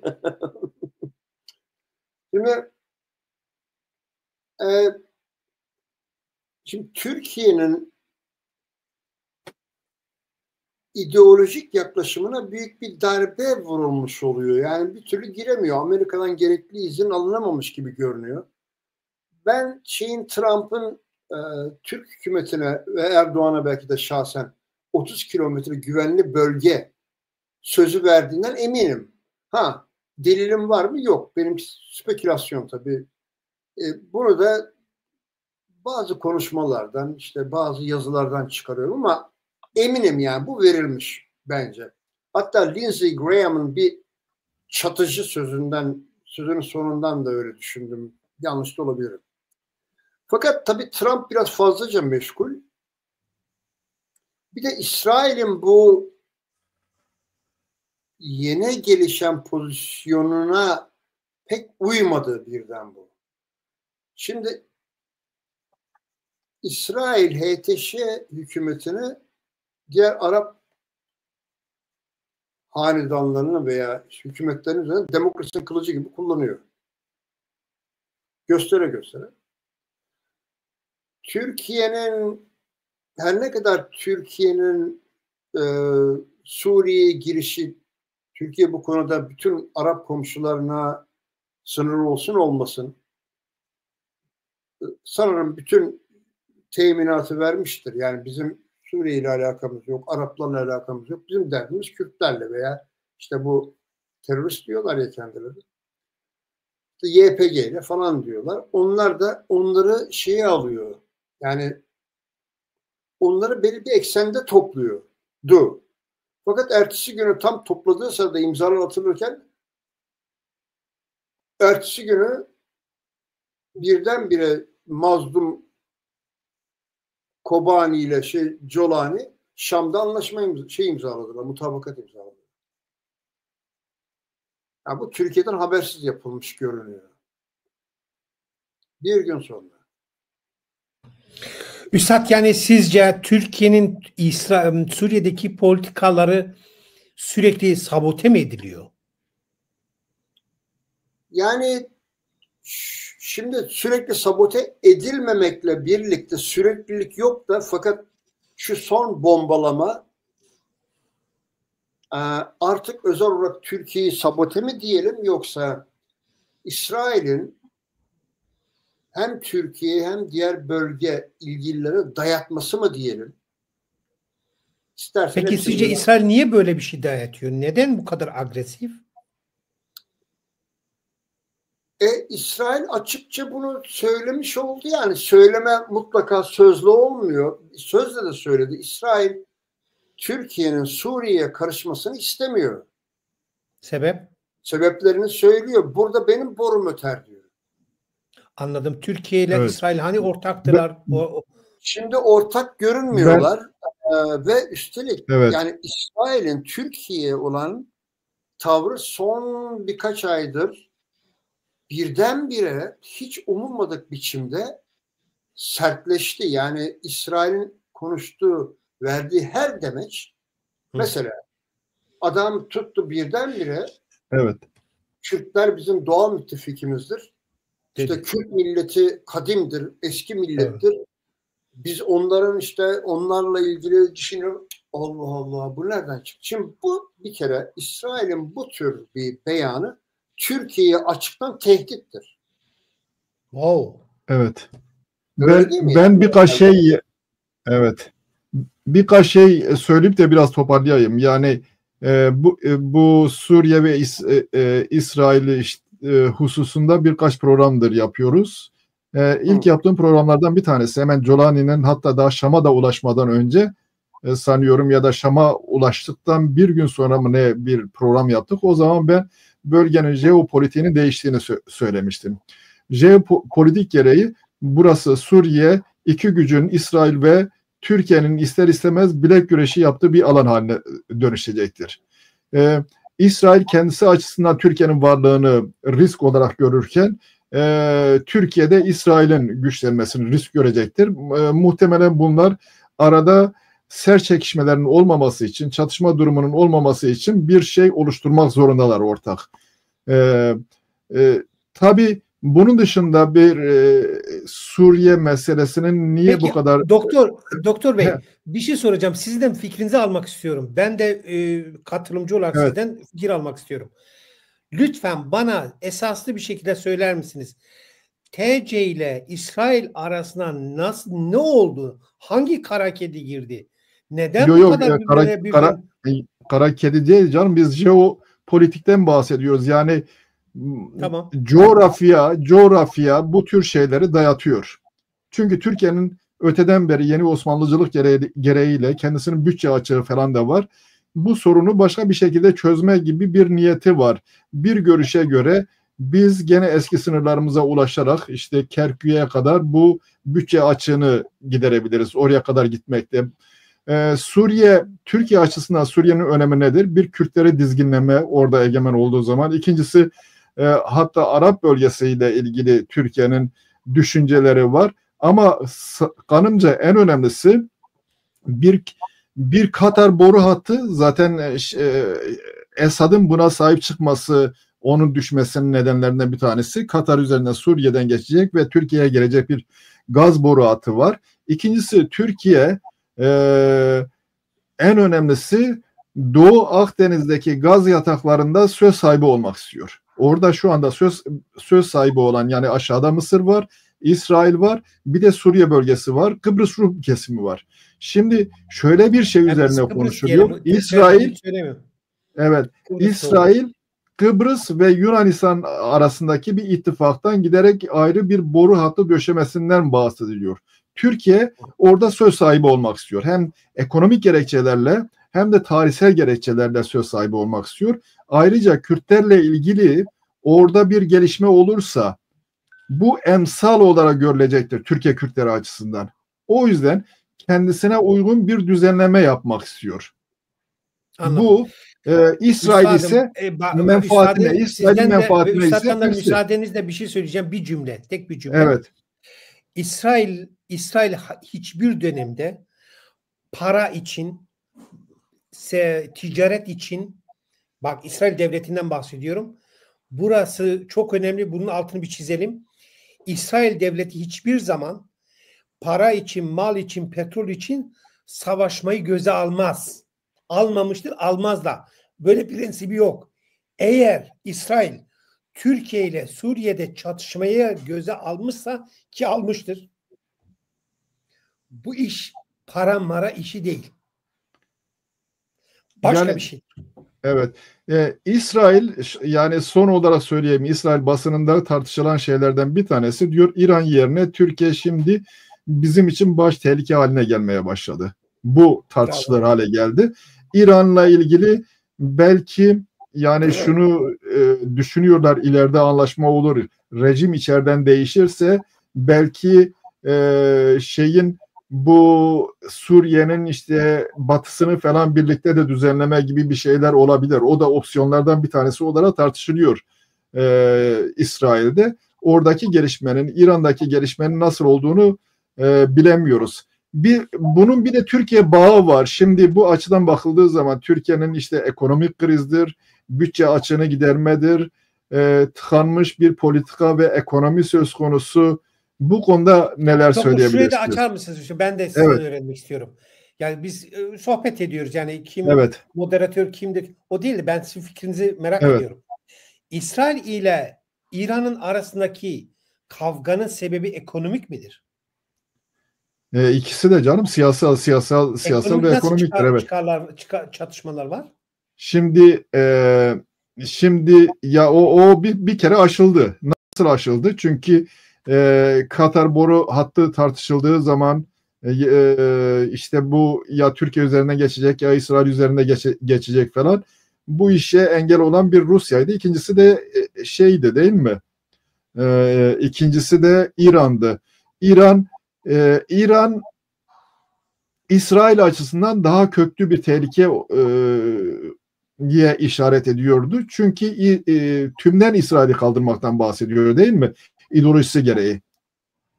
İsrail'in varlığına yönelik bir tehlike olarak görüyordu. Çatışması ekonomik değildir. Tamamen ideolojiktir. Tamamen fikridir. O bir tarafı. Biz bu Türkiye şeyine geçecek olursa ekonomikte herkes de anlaşır. Bakınız. Yahudiler ekonomi söz konusu olunca savaşsız bu işi hallederler. Herkes de anlaşırlar. Hani Almanca Kompromissbereit ne diyorlar? Uzlaşmacıdırlar. Savaş için, ticaret için savaşmazlar. Bu hususta mahirdirler. İsrail biriyle savaşıyorsa burada ekonomi yoktur. Burada can güvenliği vardır. varlık sebebi vardır. Yani varlığına düşmanlık vardır. Türkiye Cumhuriyeti'ni İran'ın yerine koyuyorsa, İran yeni politikası gelince şunu demek istiyor. Benim Türkiye ile ekonomik çatışmam yok. Türkiye ile İsrail hali hazırda bile ticari hacmi 110 milyar dolar. Daha üzerinde fazla. Evet. Bak, bu ticaret hali devam ediyor. İsrail tarafı da bunu söylüyor. Türkler inkar etse de. Evet. Ancak evet, Türkiye'yi niye İran'ın yerine koydu? Çünkü Türkiye yönünü şeriatçılığa, dinciliğe, yani her neyse artık o ismin nasıl isimlendi ve yüzündeki bütün selefi ve şer'i şeyleri örgütlemelere destek çıkarak İsrail'i kökten yok etmek istiyor. Türkiye'nin öyle sonuçta Hamas'ın belki arkasındaki güç de Türkiye'dir. Evet. Yani onu bilemiyorum. O iddialardan bir tanesi olabilir belki ileride. Neyse. Müdahale edebilir miyim çalışmaya? Buyurun. Evet. Şimdi, bu Türkiye meselesine geçelim biz. Yani Türkiye'deki kriz, bu Orta Doğu'daki, Suriye'deki kriz. Türkiye'deki krizden önce bence burası daha önemli. O başka bir problem. Şimdi bak, benim aklım Ethem'in söyledikleri çok önemli. Şimdi İsrail'in Suriye ile ilgili olarak hayati problemi var. Yaşamsal bu. Evet. Yani para mara falan yok bu işin içerisinde. Ethem o konuda doğru söylüyor. Yani şöyle söyleyeyim de. Yani sanki bildiğimiz mutlak doğruymuş gibi değil. Yani ben katılıyorum. O Ethem sanıyorum biraz yanlış anladı. Ben bir petrolden, gazdan falan bahsederken o sandı bir tek faktör var. Para. Halbuki faktörlerden bir tanesi o gaz meselesidir. Ama en önemli faktör orada jeopolitiktir. Yani egemenlik savaşıdır ve tehlike olarak arz etmeleridir birbirlerine. Burada İsrail'in hayati meselesi var. İsrail öyle bakıyor. Şimdi Türkiye'ye karşı bu derece sertleşmesi ne iyi analiz etmek lazım. Ben Türkiye'deki politik analistlerin, devletle direkt bağlantılı kurumların falan, istihbaratı falan bunu gayet iyi analiz ettiğine eminim. Yani yaparlar. Gayet de iyi, düzgün yapıyorlar işlerini. Şimdi Türkiye'nin de Suriye ile ilgili hayati meselesi var ideolojik olarak. Her ne kadar yani İsrail'le kıyaslanmayacak gibi olsa da Türkiye'de biraz önce yine konuştuğumuz gibi Kürtlerin orada herhangi bir resmi statüye kavuşmasını engellemek için her şeyi yapacağını tüm bölgeye, dünyaya ve İsrail'e bildirmiş durumda. Ve dünya ispatlamış durumda. Yalnız burada bir nokta var. Acaba İsrail Türkiye'nin bu hayati meselesinin kendi hayati çıkarlarına zarar vereceğini mi düşünüyor? Verebilecek faktörler, elementler mi taşıdığını düşünüyor? Öyle düşünüyor olmalı ki Türkiye'ye karşı hiç görülmemiş biçimde, dünyada hiç kimsenin yapmadığı biçimde sert tavır koyuyor. Yani şimdi bunun Türkiye'nin şeriatçıları desteklemesiyle falan ilgisi olduğunu ben öyle düşünmüyorum. Ben o konuda Ethem'den ayrılıyorum. İsrail'in umurunda bile değil şeriatçı olup olunması. Hatta şeriatçı olması Şam'da İsrail'in daha da çıkarına geliyor. Çünkü Ürdün'ü falan her an peşine takabiliyor o konuda. Anlatabiliyor muyum? Hatta Suudi bile korkutabiliyor. Yani bak Mısır o da öyle değil mi? Yani bunlar çok basit görünen şeyler olduğu için Körfez'deki o şeyhlikler falan öyle. Yani Türkiye'nin Kürtleri zapturapt altına alıp dağıtmak için yapabileceği ve yapacağı ve yaptıklarının İsrail'in güvenliğine tehlike yarattığını düşünüyor. Bir de biraz daha spekülasyon yapalım o zaman. Bir de İsrail artık bu 7 Ekim'den sonra zannediyorum Türkiye'nin de dostluğunun kendisine uzun vadede kendilerinin planladığı ve düşündüğü gibi yıllardır bir fayda sağlayamayabileceğine dair endişelere kapılmış durumda.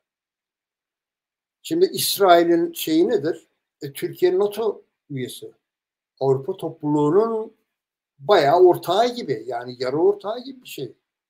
Adamlar demokrasiyi getirebilseler, getirmek isteseler, Kürtlere özgürlük verseler de biraz Avrupa topluluğuna da gireceklerdi ama Kürtlere özgürlük vermeyi istemedikleri için, özgür, eşit görmedikleri için kabullenmiyorlar onu. Vazgeçtiler. Yani yeter ki Kürtler Kürt olmasın, biz Avrupa topluluğu istemiyoruz dediler. Tamam, okey, anlaşıldı. Şimdi bu İsrail için 7 Ekim'den sonra zannediyorum problemli bir hal almaya başladı. Ve Türkiye'nin Kürtlerle ilgili programında, ideolojisinde herhangi bir sınır ve limit olmadığının da farkında İsrail. Bu İsrail için tehlike yaratıyor gibi görünüyor. Bir de İsrail'in şu politikası galiba İsrail'in devlet mekanizmasının kurumlarının gözünde çöktü. Şu çökende Arap olmayan ve Batı yanlısı Türkiye'nin İsrail için her zaman için bölgede, coğrafyada kalıcı bir dost olacağı varsayımı zannediyorum İsrail devlet mekanizmasının gözünde çökmüş durumda. Kendilerine yeni bir ortak arıyorlar. Bravo. Tamamen bu. O da Kürtler. Ama Kürtlerin hiçbir gücü yok. Onun için ısrarla açıktan, yekten Türkiye'ye tehdit ve şantajla ısrarla Kürtlerden bahsediyorlar. Yani şimdi bu İsrail'e bu yaptığı tabii aslında mesela ben Twitter'da bir İsrail değil galiba adam, Amerikalı olsa gerek, bir aslen Yahudi olan bir akademisyen söyledi. Çattı İsrail hükümetine. Yani sıradan bir şekilde söyleyeyim hemen kısaca. Aslında çok daha değişik şeyler de söylüyor. Yani adam diyor ki bana bakın diyor. Bu zavallı halkla diyor oynamayın diyor. Yapacaksanız bir şey adam gibi yapın diyor. Yoksa diyor çenenizi kapatın demeye getiriyor. Bravo, aynen. Oynamayın bu insanlarla. Yani bunu İsrail'e söylüyordu. Şimdi ben zannediyorum İsrail bu Kürtlere yaklaşımında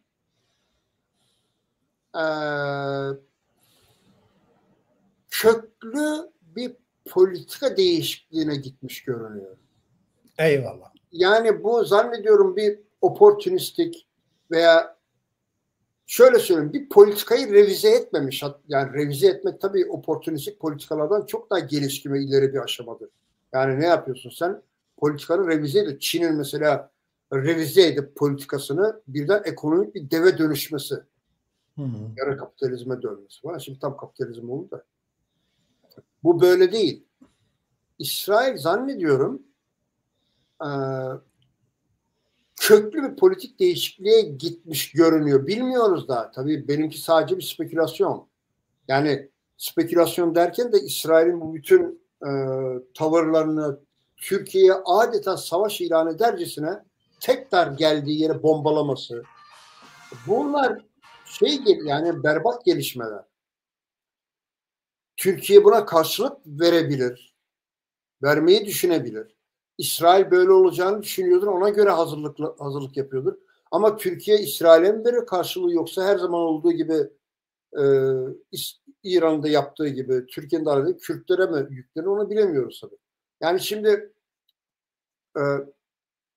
ben İsrail'in tabii yani emin konuşmak mümkün değil ama kökten politika değişikliğine gitti. İdeolojik değişiklik yaptığını sanıyorum.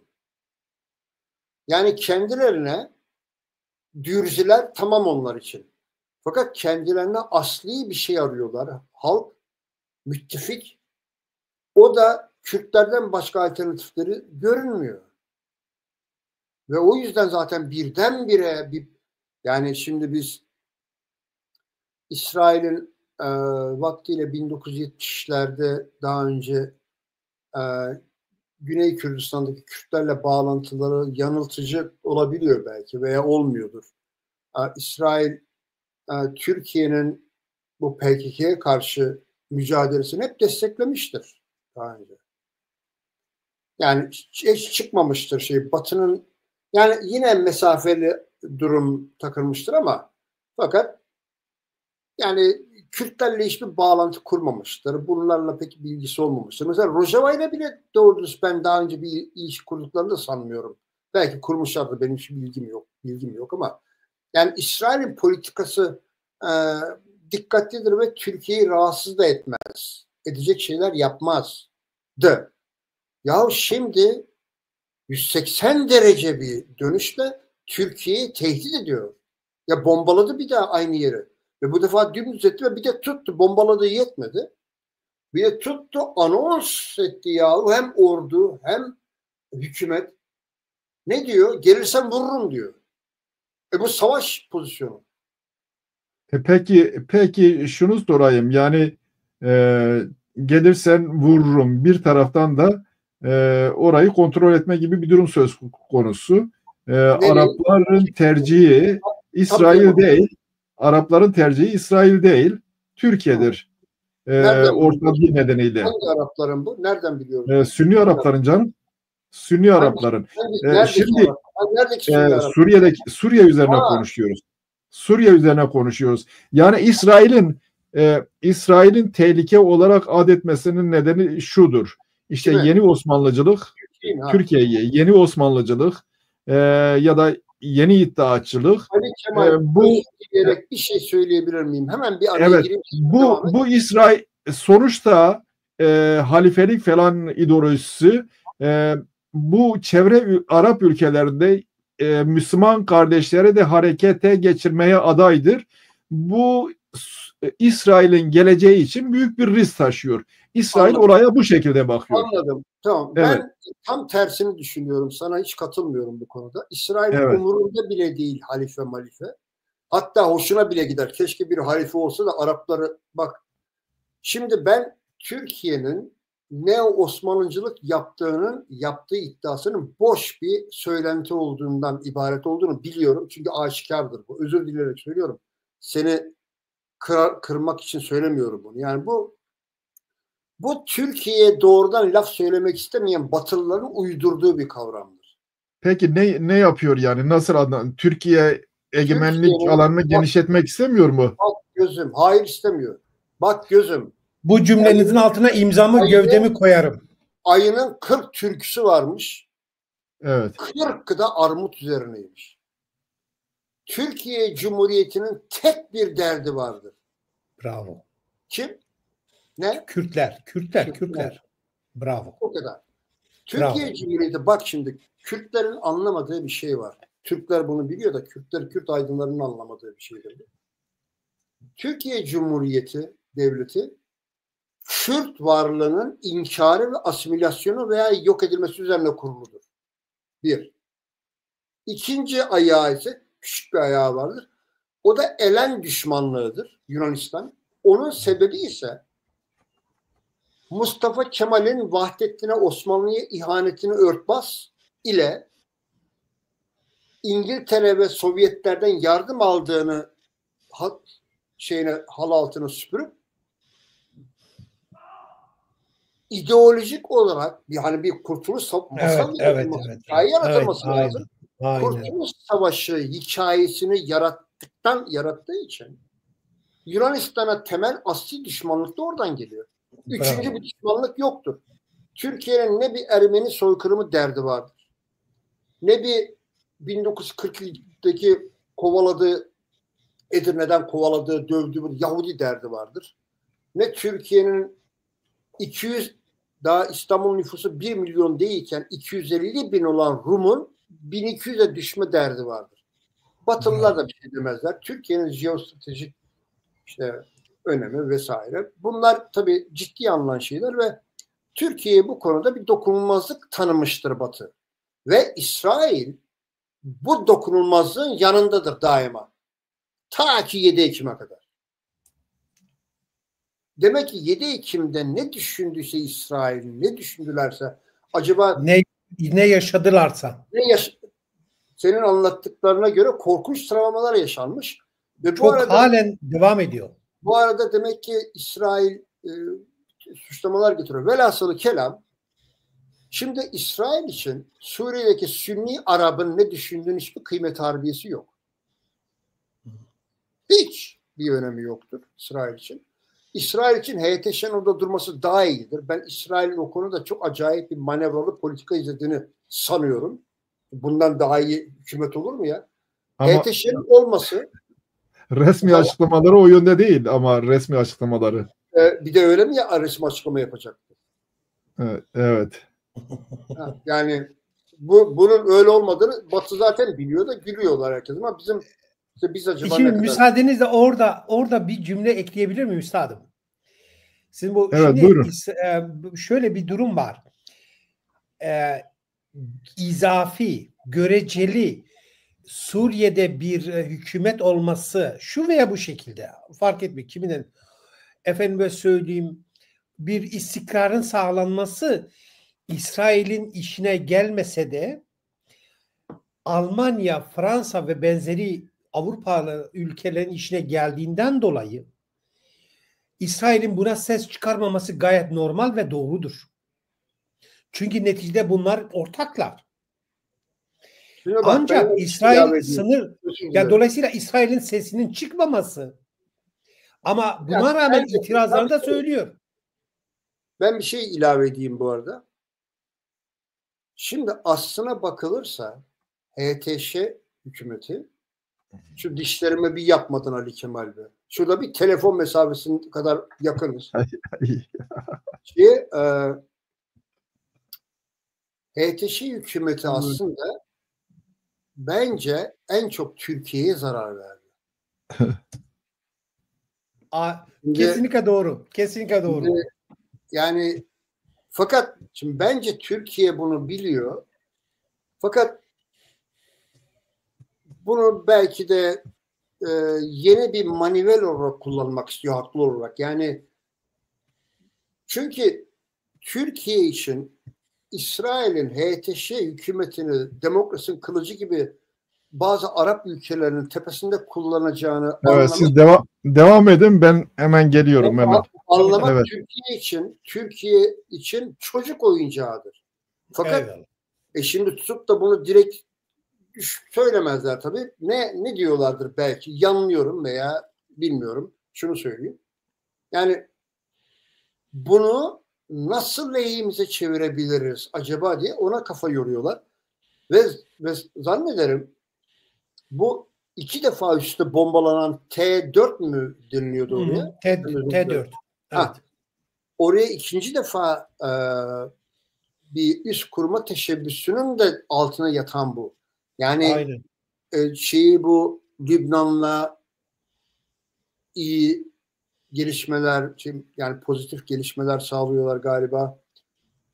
Fakat ben Türkiye'nin, yani ya da bizim gördüğümüz kadarıyla ya da bize gösterildiği kadarıyla, ben bu şartlar altında bir kere Türkiye ile HTŞ hükümetinin arasının yallı bağlı olduğuna hiç kanaat getiremiyorum. Ben de sizin gibi düşünüyorum. Onu bir daha söyleyeyim de. Eyvallah. Çünkü Hakan Fidan 5 Türkiye, Lübnan, Ürdün, Irak ve Suriye hükümeti bu DAEŞ'çilerin hapishanelerinin kendilerine devredilmesi, yani SDG'nin dağıtılması, yani Kürtlerin almasını, nedir o, legal statü almasının engellenmesi üzerine bu Arap ülkelerini ikna ettiği söyleniyor da. Ertesi günü HTŞ ile anlaşmayı imzaladı. Ya HTŞ, şimdi böyle bir anlaşmayı HTŞ Türkiye'ye sorsa, Türkiye hayatta kabul etmez. Kabul eder mi Türkiye bunu? Yani ben hayatta kabul etmem böyle bir şey. Mümkün değil. Değil. Şimdi hükümet ister HTŞ olsun, ister Marksist-Leninist bilmem ne olsun, isterse Batı yanlısı olsun. O kağıda imza atıldığı andan itibaren olay değişmiştir. Geçici bir hükümet de olsa o olay değişmiştir artık. Çok doğru. Fakat bence Türkiye kendi açısından haklı olarak bunu tersine çevirmek için bu durumu, bu hukuki durumu, bu legal, şimdi o bayağı bir anlaşma, hukuki sonuçları olan bir anlaşma o. Şimdi bunu tersine çevirmek için şeyleri kurmak istiyor. Bir de bu Nusayrilere işi de sanki bana çok karışık geliyor. Yani bunu Müsaadim, siz oraya gelmeden Evet, önce ve- bir şey açabilir miyim? Müsaadenizle. Şimdi Zaten onu konuşmak istemiyorum. Evet. Doktordan şey aldık. Şimdi bakınız. Şimdi Kürtler soruyor. Yahu diyor. Siz her şeyi anlattınız da ya İsrail'in hedefi şudur, şunundur. Ya Kürtlerin burada bir sözü yok mu? Bir şey. Şimdi o Kürtlere şunu hatırlatmak istiyorum. Üstadın açması için. Şimdi sevgili Kürtler, mesele şu.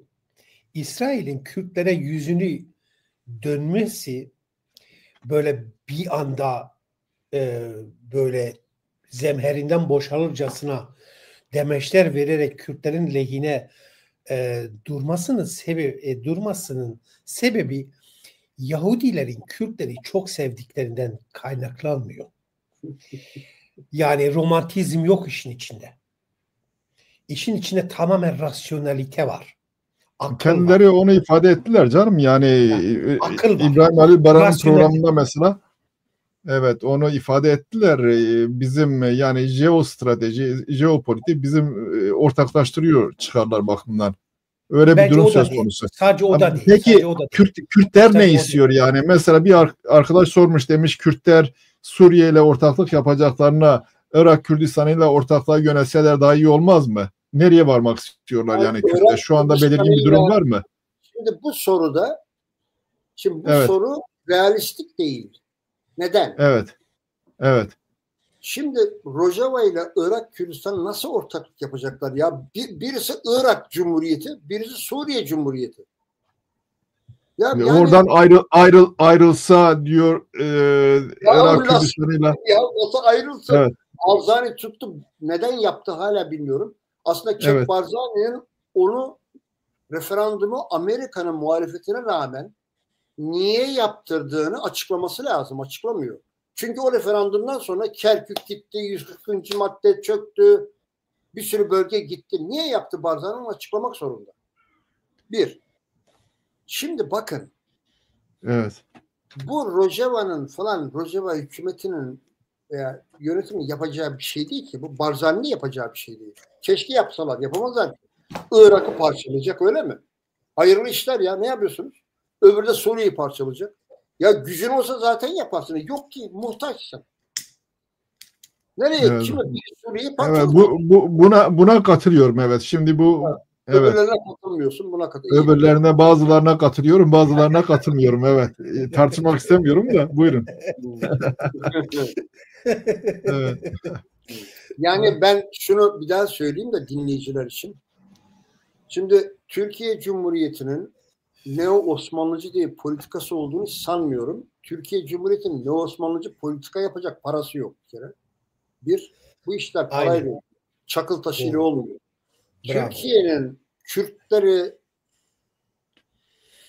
zapturapt altına almak için harcadığı yüz milyarlarca dolar para zaten büyük bir problem. Bunu da zannediyorum biraz domestik politik, tabii her hükümet böyle şeyler yapabilir. Üçüncü dünya ülkeleri. Onu da beni ilgilendirmiyor zaten. İşte bir yerde üs açılması falan elbette milli bir takım kazanımlar sağlayabilir. Diskurlarda güzel retorik cümleler kurulur falan ama son tarihte Türkiye faydası ne? Ona bakmak lazım. Yani neo-Osmanlıcılık dediğim gibidir. Batılı hükümetlerin, Yunanistan'ın ve İsrail'in direkt Türkiye Cumhuriyeti'ni eleştirme yerine okları bilerek ve kasten Recep Tayyip Erdoğan'a yöneltmeleri ve dünyaya ve Türkiye kamuoyuna bakın biz işte Türklerle, Türk milletiyle bizim hiçbir derdimiz yok. Burada işte hatalı olan kötü adam Recep Tayyip Erdoğan'dır demeleri. Halbuki Tam da zamanı gelmişken şöyle bir soru sorayım. O zaman bugün İmamoğlu üzerinde CHP ile AKP arasında, hükümet arasında bir çekişme devam ediyor. Bunların Suriye politikası yani aynı mı? Mesela geçmişte CHP Esad'ın kalmasından yanaydı. AKP gitmesinden yanaydı. Şimdi değişti. Şimdi Ali Kemal, bunların politikasının aynı olduğunu iddia edebilir miyiz? Ne farkları var aralarında? Burada aslında sorulması gereken soru şu. Evet. CHP'nin Kürt politikasıyla AK Parti'nin bu mevcut rejimin Kürt politikası çok farklı mı değil mi? Mesele bu. Değil. Mesele bu. Şimdi bak. Şimdi Tayyip Erdoğan ve müttefiki ittifak ortakları yani bu Neo Osmanlı diye bir şey yok da Neo İttihatçı var yalnız. O da sırf Anadolu ile alakalı. Ona bir Neo İttihatçı lafı takmışlar. O bile değil ya. Öyle kolay değil o işler. Şimdi bir tek Kürtlere karşı İttihatçılıkla Neo Osmanlıcılıkla onlar olmuyor. Dediğim gibi. Şimdi Tayyip Erdoğan ve ekibi diyor ki bu Kemalistlere, Atatürkçülere ya kardeşim diyor. Siz Kürtlere benden de fazla düşmansınız. Ben zaten müttefiklerim de öyle. Her şeyi yapıyorum işte Türk vatanının bölünmemesi için. Orada beni destekliyor musunuz? Canı gönülden. Hatta az bile buluyorsunuz yaptıklarını. Öyle değil mi? Ali Kemal, CHP falan hep az buluyor. Diğer o sağcı partiler, solcu partiler. Yani Kürtlere yapılanları az buluyor. Hani PYD'ye saldıracaktınız. Ne oldu? Saldıramazsınız falan. Bunu diyenler. Aynen. Kışkırtıyor. Ya Tayyip Erdoğan'ın bile değil onları kışkırtması da. Tabii. Yani onların niyetli olduğunu anlamak için söyledim. Bunu ben hakkı hukuku çiğneyerek üstelik ülkede Kürt dediği için daha dün yine baktım ya ağlayacağım geldi. Kızı atmışlar 16 yaşında içeri. 32 sene yatmış çıkmış. Ya. Suçu ne ya? Türkçe bilmeyen bir kız. Şimdi bak. Adam Selçuk Mızraklı'yı Kürt olduğu için içeri atıyor belediye başkanı. Adamın bir şey yok. Adam çocuk doktor olmuş neymiş? Belediye başkanı olmuş. Şimdi bak. Tayyip Erdoğan diyor ki yahu diyor bunları yapmamız için sizin arzu ettiğiniz Kürtleri tepelememiz için hak ve hukuku askıya almamız lazım Kürtlere karşı. Siz bunu talep etmiyor musunuz? Kemal Kılıçdaroğlu sen kendin anayasaya aykırı ama destekleyelim demedin mi biz bu hadepleri içeri atarken? Evet. Dedim. O zaman bu bağlamda Ethem'e bir soru sormak lazım. Şimdi evet tamam, eğer bittiyse şimdi bu Öcalan'ın mektubudur işte barış görüşmeleridir. Hatta Öcalan'ın ev hapsine alınması, gelip mecliste konuşması, serbest bırakılması falan konuşuluyor. Bu AKP ile ilgili çizdiğimiz resme aykırı değil mi? Yani orada ne tür bir beklentiniz var bu süreçle ilgili? Bu konuda CHP'nin tutumu ne? Ne farklılık var ikisi arasında? Şimdi bilmiyorum Üstad tamamladı mı, tamamlamadı mı? Tamam ben tamam. Peki. Şimdi mesele şu, yani bu süreç ismi de belli değil. Yani buna ne diyorlar bilmiyorum tam olarak. İmralı süreci mi diyorlar? Bahçeli süreci. Bahçeli süreci olabilir. Neyse. Şimdi burada herkesin bir ajandası var belli. Evet. Herkesin kendisine göre bir süreç tarifi var. Evet. Yani şimdi mesela Dem Parti'ye sorsan farklı bir şey anlatıyor. Devlet Bahçeli bambaşka bir telden çalıyor. Üstad gitti mi? Gelir birazdan belki muhtemelen. Siz devam edin. Evet. Dem Partisi başka bir şey anlatıyor. Devlet Bahçeli Tayyip Erdoğan'a sorsan zinhar böyle bir şey yok zaten. Biz terörsüz Türkiye istiyoruz. Gelsinler teslim olsunlar falan vesaire. Şimdi bütün bu gelişmeler daha doğrusu Devlet Bahçeli'nin başlatmış olduğu veya en azından önce olduğu bu sürecin dış dinamiklerden bağımsız olduğunu düşünmek bir Kürt'e hakaret olur. Kürt böyle düşünürse hakaret olur. Çünkü Kürt bilmelidir ki, biliyordur ki Türkler Kürtleri yerde ve gökte tarumar etmek, tamamen yok etmek üzerine bütün politikalarını inşa etmiştir. Şimdi eğer Kürtlere bir el uzatıyorsa, sözüm ona, tırnak içerisinde, Kürtlere barış eli adı altında uzatıyor. Bunun içine bir bit yeniği aranmalı. Bilinmelidir ki bunda bir Türkler sıkışmadıkça, Türk ordusu tarumar edilmedikçe, Türkler olmadıkça kesinlikle Kürtlere ellerini uzatmazlar. Buna rağmen eğer Türkler Kürtlere el uzatıp burada başka bir şey aranmalı. Nedir o zaman? Türkler Suriye'de sıkışmış. Suriye'deki hiçbir politikası tutmamış. En son şimdi HTŞ üzerinden orayı yapma. HTŞ onun kontrolünde değil. HTŞ onunla oynuyor, o HTŞ ile oynuyor falan vesaire. HTŞ'ye değerli hiçbir şey olmuyor. HTŞ'ye gidip onunla Kürtlere karşı mücadele etmek için birlik kuruyor. HTŞ ama onun bir gün sonrasına gelip Mazlum Kobani ile protokol imzalıyor. Dolayısıyla mesele böyle baktığınız zaman TC, daha doğrusu Devlet Bahçeli'nin yürütmek, yani açmak istediği şey şu: Kürtleri yanına alarak, terkisini alarak Kürtlerin 2. Mahmut'tan bu yana yürüttükleri politikaya mütabık olarak Kürtlerin işgalcilerin dışında Batı'yla veya benzeri ülkelerle ittifaka girmelerini, bir şekilde onlarla iş birliğine girmelerinin önünü kapatmak içindir. Yani kontrol altına almaktır. Evet. Şimdi bu süreçte herkes kendi işine yarayanı alıyor, duymak istiyor, görmek istiyor. Güney Kürdistan bu işe niye evet dedi? Güney Kürdistan'da bu süreç dahilinde bence kendi alanımı biraz daha genişletebilir miyim? Türklerin elindeki paramı, malımı, mülkümü biraz daha elime geçmesini sağlayabilir miyim gibi sahipler olabilir. Hatta ben Güney Kürdistan'ın Türklere karşı kininin ve nefretinin benden daha az olduğunu düşünmüyorum. Yani evet, bence Güney Kürdistan'da en az benim kadar Türk devletinden nefret ediyordur. Ancak şartlar ona bunları şu anda söylemeyi haram etmiş. Ne bileyim, evet, yasaklamış. Hakeza Demliler de buradan kendime uygun nasıl bir yol çizebilirim gibi.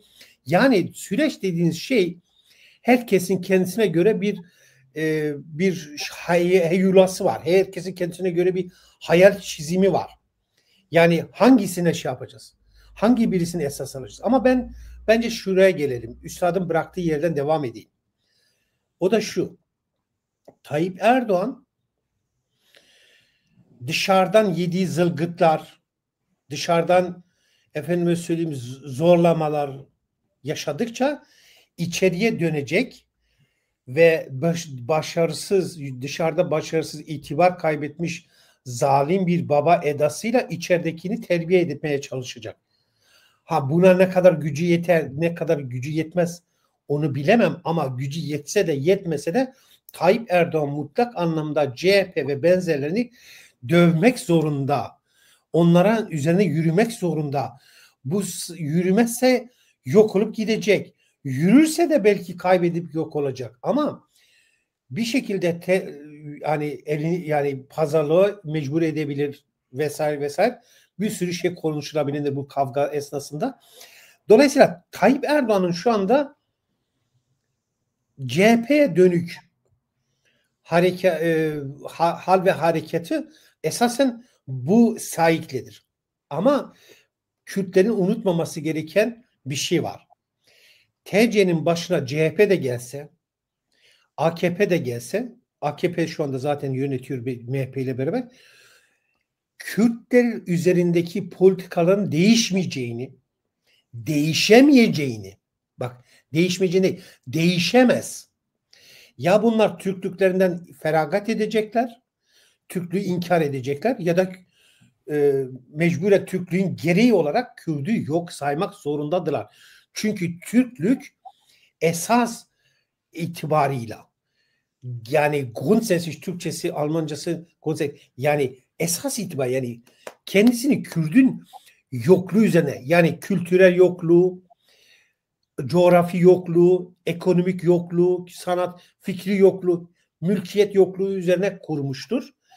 Ve Kürtlere verebileceği, sözüm ona, bir barış veya bir taviz, Türklüğün, bak Türkleri demiyorum, Türklüğün sonunu getirir. Bunu Türk devleti çok iyi biliyor. Net biliyor. Dolayısıyla CHP'lisi de, AKP'lisi de, MHP'lisi de bunu idrak etmiş, iman etmiş. Dolayısıyla da Kürtler şuna inanmamalı.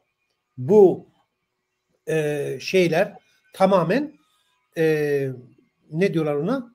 Makyajdır, Evet. maskedir. Yani bunun dışına bir şey çıkmaz. Buna rağmen iç politikayla ilgili bazı dengelerle ilgili konuşmak isterseniz, bence Üstad bu hususta benden daha mahir, daha bilgi sahibi. Yok, Onlar canım, ben şey yaparım. Bilmiyorum. Evet. Benim Yani bence evet, şey var. Abdülkadir hocam siz evet. Buyurun Abdülkadir hocam, siz ne diyorsunuz? Bu Şimdi bu İmamoğlu, CHP iktidar değişikliği mümkün mü? Yani iktidar değişikliği şöyle, şimdi hükümet seçime gitmek zorunda değil ama yani akla ilk gelen şey bu, seçime gider gibi vesaire gitmesi lazım, işte güven oyu falan, ama yalnız yani bu rejim için güven oyu diye bir problem olduğunu sanmıyorum. Yani şimdi hatta şunu da söyleyeyim. Mesela bu Ekrem İmamoğlu, şimdi bu arkadaşın rejime bir muhalefeti var mı? bence yok. Sadece Erdoğan'ın yerine geçmek istiyor. Tabii yerine geçip o şey olmak istiyor. Ben öyle olayım diyor. Şimdi bu adamların, bunların ülkeyi demokratikleştirme diye bir problemleri var mı? Hayır. Yani CHP miting yaptı. Bir tek İmamoğlu'nun bırakılmasını istedi. Onun yerine başka bir şey isteyebilirdi. Herkes ilgilendiren. Yok. Ya o yüzden bu dem tabanı, bu Cumhuriyet Halk Partisi'ndeki Kürtler aslında, yani insan hayret ediyor bunlara. Çok yüksek Kürt sayısı var Cumhuriyet Halk Partisi'nde oy veren. Şimdi devleti yakın aydınlar da, Atatürkçü aydınlar da bunu gizlerler. Yani Kürtlerin nüfusunu az göstermek için Kürtler AKP ile DEM arasında bölünmüş derler. Hiç alakası yok. Yalan Milyonlarca Kürt var CHP içerisinde. Ben İstanbul'daki CHP'lilerin en az yarısının Kürt olduğunu gırtlağımı keserim. Doğru söylüyorsun. Doğrudur. Sen bir kendinden bil, Sivaslı hemşerilerimizden. Zaten Sivas'taki İstanbul İl Başkanı Sivaslıdır. Yani Koçgirlidir. Sivaslı Kürtlerin, ya İstanbul CHP'ye oy verenlerin 600, 700 bin, 500 bini Sivaslı ve Erzincanlı, Dersimli, Kayserili, Maraşlı Kürttür ya. Evet. Rasim Ozan da bugünkü konuşmasında öyle diyor. Peki CHP'ye oy vermedi. AKP'ye, başka alternatifi ne? AKP'ye oy verdi. Onlar da ben oy verme meselesini de bir tarafa bırakıyorum da, ben sadece yani biraz da biraz da böyle kendi kökenlerine dikkat etmeliler. Daha iyi olur diyorum. Her neyse. Evet. Şimdi mesele şu. Bir de şuna dikkat etmeleri lazım. Cumhuriyet Halk Partisi demokrasi istiyor mu? Seslerini çıkarmıyorlar Cumhuriyet Halk Partisi'nin Kemalist yönetimine. Yok. Yani insan sesini çıkarıyor. Ya bu Kemal Kılıçdaroğlu utanmadan gitti Akşehir'de Hayrani türbesine, bunlar da Türkmen diyor. Biz Türkmenler diyor. Kendisi Türkmen değil, utanmadan Türkmenim diyor. Karşısında konuştukları arasında içinde bir tane Türkmen yok. Evet. Hep değişik şeylerden. O zaman şöyle bir şey sorayım. Şimdi bak, benim demem falan diye bir derdim. Ben zaten, benim derdim o değil bak. Evet. Benim derdim deme oy veren Kürtler de dahil. veya varsa ülkede kendisine Türk deyip ben demokratım diyen, Cumhuriyet Halk Partisi'nin demokrasi derdi var mı? Hiç Yok. görünmüyor da ben onu size söylüyorum, o bir. Yok üstadım, yok. Şimdi ben geleyim tekrar bir noktaya bak. Erdoğan ve rejimiyle ilgili. Erdoğan diyor ki ya ben sizin istediğiniz, tabanınızın istediği her şeyi yapıyorum diyor. Okları ben çekiyorum üzerime. Bırakayım diyor. Biz bırakalım. Ekrem'le arkadaşları gelsin ve sizin adamlarınız gelsin, öyle mi? Siz ne yapacaksınız diyor. Aynısını yapmayacak mısınız? Evet. Yani siz gelince diyor Kürtlere özgürlük mü vereceksiniz? Yok. Zaten başlatan sizsiniz 1923'te diyor bunu. Niye? Felaket. Suriye politikası farklı olmaz mı mesela? Ya hiç Kesinlikle olur mu hayır. ya? Allah'ım ya Rabbi ya. Ya Türk devletinin politikası değişir mi Kürtlerin? Yani HTŞ yerine başka bir tercihde bulunabilirler mi? Mümkün değil. Bu Kürtler için daha mı iyi olur diyorsun? Yo iyi olup olmamasından öte ben anlamaya çalışıyorum canım. Kürtler hem sana hem de dinleyenlere söyleyeyim. O zaman dur. evet. Suriye'de HTŞ'nin hükümet olması Kürtlerin lehinedir. Bunu Kürtler görmüyorsa işte bizdeki genel bu DNA'mızda bizim var ya bu problem. Evet. HTŞ'nin olması Kürtlerin lehinedir. Çünkü gayet basit biçimde Batılı'nın da gözünde, İsrail'in de gözünde ve hatta Ürdünlü'nün bile gözünde, Kral Abdullah'ın bile gözünde belki, orada bir muhatap alınacak, ulan yine aman seküler bunlar diye Kürtleri dikkate alırlar. Belki desteklerler. Anladınız mı? Yani siz gelecekle ilgili bir ışık görüyorsunuz. Olmasının ülkeye, Kürtlere ne faydası var ya? Bağız Arap ırkçısı ya. Evet. Neydi sorun? Evet. Yani siz gelecekte bu batılı ülkelerin HTŞ'den vazgeçip YPG'yi tercih edeceğine inanıyorsunuz. Hayır, ben öyle bir şey söylemiyorum. Ama nasıl bir... Ben öyle bir şey söylemiyorum. Ben YPG'nin, PYD'nin Şam yöneteceğini ve bir de bazı Kürtler diyor ki, hatta Ethem de galiba öyle bir şey söyledi. Evet. Ben öyle bir şey söylemiyorum, öyle bir şey savunmuyorum, öyle bir şey olduğunu da düşünmüyorum zaten.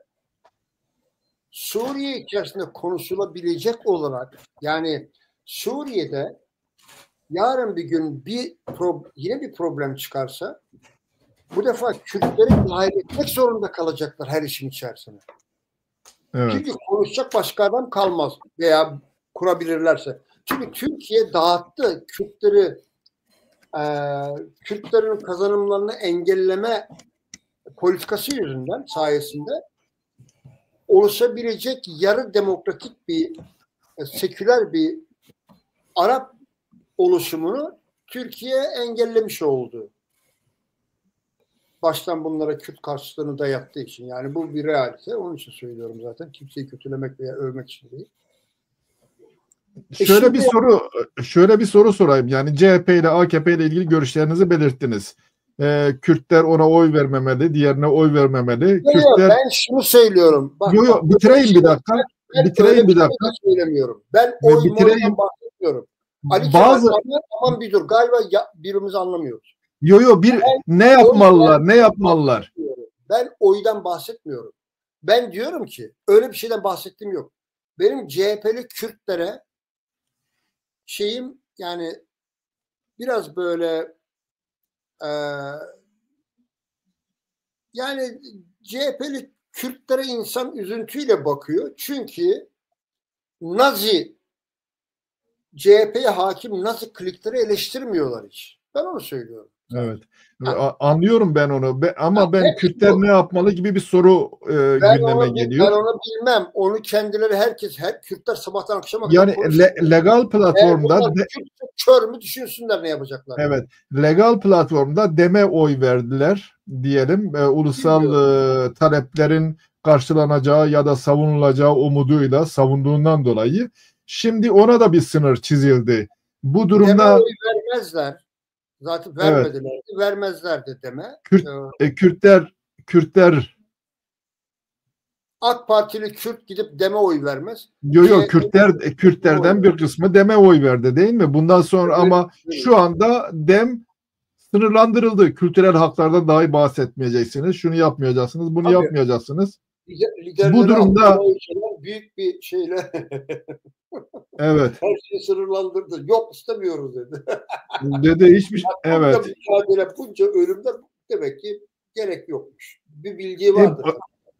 O zaman politikanın alanı nasıl daralmadı mı? Yani nasıl bir alan Vallahi insan açabilir? onlara sormak lazım. Nasıl yapıyorlar? Ben şimdi kestirmek mümkün değil. Şimdi yani mesela ya Türkiye şartlarında bile hatta şu 10 sene öncesine kadar bile yani mesela DEM yönetiminin yapması gereken şeyler çıkabilirdi belki. Mesela Kürtler, mesela adam çıkıp Millet Meclisi'nde şunu söyleyebilirdi. Ya kardeşim, siz Bulgaristan'daki Türklerin anayasal hakkı var, bizim niye yok diye. Bunu bile konuşmuyorlar nedense. Evet. Niye acaba? Şimdi 1 saat 50 dakika olmuş. 2 saatle sınırlandırma gibi bir amacımız var. Evet geldi. Toparlamamız lazım. Şimdi birkaç soru da var. Özellikle sanıyorum size sormak lazım Abdülkadir Hocam. Bir bayan, dur bakayım. Fikriye Yüksel isimli bir bayan Celal Bayar anılarında kıyafet değiştirip HTŞ İslam değildir. Gerçek İslam olsaydı İsrail'i hedefine koyardı. Mazlum Kürtleri ve oradaki muhalif Müslümanları hedefine koymazdı diyor. Ne diyeceksiniz bununla ilgili? Ya benim HTŞ'nin Müslümanlığıyla, gavuruyla bir alakam yok. Ya ben sadece umurumda bile değil üstelik. Yani ben burada bir şey söylemek istiyorum. Analiz yapıyorum. Yani HTŞ gibi kelleci, şeriatçı bir örgütlenmenin bu adamların Kürt düşmanı olduğunu dünya alem bilmiyorsa bile Kürtler bilmeli. Çünkü hep Kürtleri kesiyorlardı. Bu Colani dediğin adam IŞİD'in başkanıydı zannediyorum bir ara. Musul'da falan olmuş. Kürtlere tecavüz eden. Hem de sırf Yezidi Kürtlere, Alevi Kürtlere değil, Müslüman Kürtlere de tecavüz eden. Bütün Kürtlere, yani bunlar bu konuda Allah var, ayrım yapmıyorlar hiç. Şimdi yani bunlarla bir alakamız yok bizim. Burada Kürtler için önemli olan şu olmalı. Bu kellecilerin iktidarda olmasının Kürtlere faydası olur mu, zararı olur mu, ona bakmaları lazım. Yoksa ona böyle yapmış, onlar biliniyor. Siyasi çıkarlar böyle olmuyor bazen. Ethem gerçek Müslüman olsaydı nasıl davranırdı? Nedir ölçüsü gerçek Müslüman olmanın? Sen vakıfsın yani buna. Tabii ben anladım da. Şimdi bizim sosyalistler her zaman şunu der ya bunlar gerçek sosyalist değil ki, gerçek sosyalistler diye başlardı, uzatırlardı. Şimdi dediğiniz şey gerçek İslam nedir? Yani nerede yaşanıyor? Ne var? Yani böyle bir hayyula, bir hayalet, bir şey. Ancak ben size şunu söyleyeyim. Gerçek İslam eğer İslam fıkhıysa, yani İslam fıkhında, kitaplarında yazılan İslam oysa ki odur yani. Müslümanlar onunla amel ederler. Yani demek istediğim şey ehli sünnet vel cemaat olsun, Şia olsun, kendi fıkhını İslam hukukudur. Oradaki kitaplarını ben okudum. Ömrümü verdim bu işe. HTŞ'nin o İslam hukukuna aykırı bir davranışını görmedim. Yani hatta IŞİD'in, yani öyle söyleyeyim, IŞİD'in de İslam hukukuna aykırı bir hal ve davranışını görmedim. Bilakis adamlar çok tutarlıydı. Dediler ki ya siz ne biçim Müslümansınız? Ben şu Kürt kadınlarını alıyorum, cariye yapıyorum. Siz niye bana kızıyorsunuz? Bu benim İslam'ın bana verdiği bir haktır dedi. Anlatabiliyor muyum? Şimdi buradan uzaklaşınız. Buradan bir yere varamazsınız sevgili Fikriye Hanım. Ben sizi anlıyorum. Siz hayalinizde adalet ve çıtasını en yükseğe oturtmuşsunuz. Oraya da İslam demişsiniz. Ben sizi anlıyorum ve hak veriyorum. Yani anlamda hak veriyorum. Fakat bizi kurtaracak olan bu anlayış değil. Bizi kurtaracak olan insan olarak bizi şerefli ve haysiyetli insanların safına koyacak olan bu dini inançlar, sosyalizm bilmem ne kuzulkurt değil. Milli bilinçtir. Milli mefkuredir. Kürt milliyetçiliğidir. Tabiri caizse. Tabiri caizse değil de. Arkadaşımız belki de İslamcı olduğundan değil de Yani HTŞ'nin karanlık yüzünü göstermek için sormuş olabilir soruyu. O da var. Yok yani gerçek İslam başkadır, onu demek istiyor da. Hayır, mesela bizim Emeviler özür devrinde diliyorum. İçinden geldiğim Alevi toplumu da eleştirirken bazı kesimini, ya bu Müslüman değil ha. Bu Müslüman olsa böyle yapma. Ulan dedim siz kafamı yediniz kardeşim. Yani siz ne bu cehaletin içinde debeleniyorsunuz? İslam dediniz, tam da budur kardeşim. Siz yani ben bu işin kitabını biliyorum ya. Ben 30 senemi verdim ya. Evet. Siz nereden çıkarıyorsunuz İslam bu değil? Yani şu demek, özür dilerim, bu saflıktır, saflık. Bu, özür diliyorum. Çok özür dileyerek söylüyorum. Bu bizde Üstad Abdülkadir Bey'in dediği ki bizdeki bu geri kalmışlık diyor ya, o şey, ben böyle bakmıyorum. Ben diyorum bak, bu bizim iyi niyetimizdir. Yani biz olaylara böyle bakıyoruz maalesef. Çünkü biz olaylara milli çerçeveden bakmayı, menfaatimiz gelince bakmayı ayıp sayıyoruz kendimize. Evet. Öyle şey olmaz. Yani HTŞ yönetiminin Suriye'de Kürtlere şu anda bir zararını görmüyoruz. Evet. Evet. Ya, Kürtlere bir faydası da yok. Neyse, Emevilerden bahsedeyim. Emevilerden bahsedeyim de, mesela Emeviler Müslümandı değil mi? Fakat Arap olmayanların sokağın aynı tarafını kullanmasına izin vermiyordu. Ayrı yerlerden gidecekler. Evleri kendilerinkinden yüksek olmayacak. Ne bileyim, bir sürü ırkçı kural getirmişlerdi. Hangi dönemden? Evet, hangi dönemden bahsediyoruz? Hangi pratikten? Kaldı ki geçmiş dönemdeki göçmen toplulukların pratiğiydi. Oradan hareket ederek bugüne ilişkin geçerli bir hukuk oluşturabilmek mümkün değildir. Onu söylemek gerekti yani. Üstadım, müsaade, bak siz bir yazarsınız, bir doktor, bir akademisyen doktorsunuz. Bakınız, siz İslam'ı bilmek mi istiyorsunuz? Daha doğrusu İslam'ın ne olup elbette biliyorsunuz da İslam hukukunu okumamız lazım. Fıkhını okumamız lazım. Size bir kaynak söyleyeyim. Oradan okuyun lütfen. Bakınız, yani Müslümanlar kendi dinlerini bilmiyor. Bak, ben bir ara şöyle bir tabir yapmıştım. Özür dileyerek söyleyeyim. Geri gelmişken sizin programınız için de güzel olsun. Müslüman kime denir? 2 nokta üst üste. Süremiz doldu. Allah'a inandığını söyleyip de kitabını, peygamberini, fıkhını inkar edene Müslüman denir. Evet. Ethem, süremiz doldu. Tamam, bitti. Evet. Süremiz yani doldu. Fıkıh Sünne'yi okuyun lütfen diyorum. Bakın, kaynak söylüyorum. Orada İslam hukukunu okursunuz, yani herhangi bir şey. Yani cariyeler nedir? Hak mıdır? Değil midir? Talan hakkı var mıdır? Yok mudur? Köle de haktır, cariye de haktır. Her şey haktır. Yani, neyse. Yani ben güçlü olanın her hakkı var. Güçlü olanın her hakkı var. Odur hukuku. Neyse, programımızın sonuna geldik. Zaman bitti. Teşekkür ederim. Ayrıca izleyiciler bizleri izledikleri için onlara da teşekkür ederim. Biliyorum siz devam etmek istiyorsunuz ama herhalde başka bir program başlayacak. Uyarı aldım bitirmemiz gerekti diye. O yüzden bitiriyoruz. Hadi hoşça kalın. Abi çok sağ olun. Çok teşekkürler. Sağ olun. Teşekkür ederim.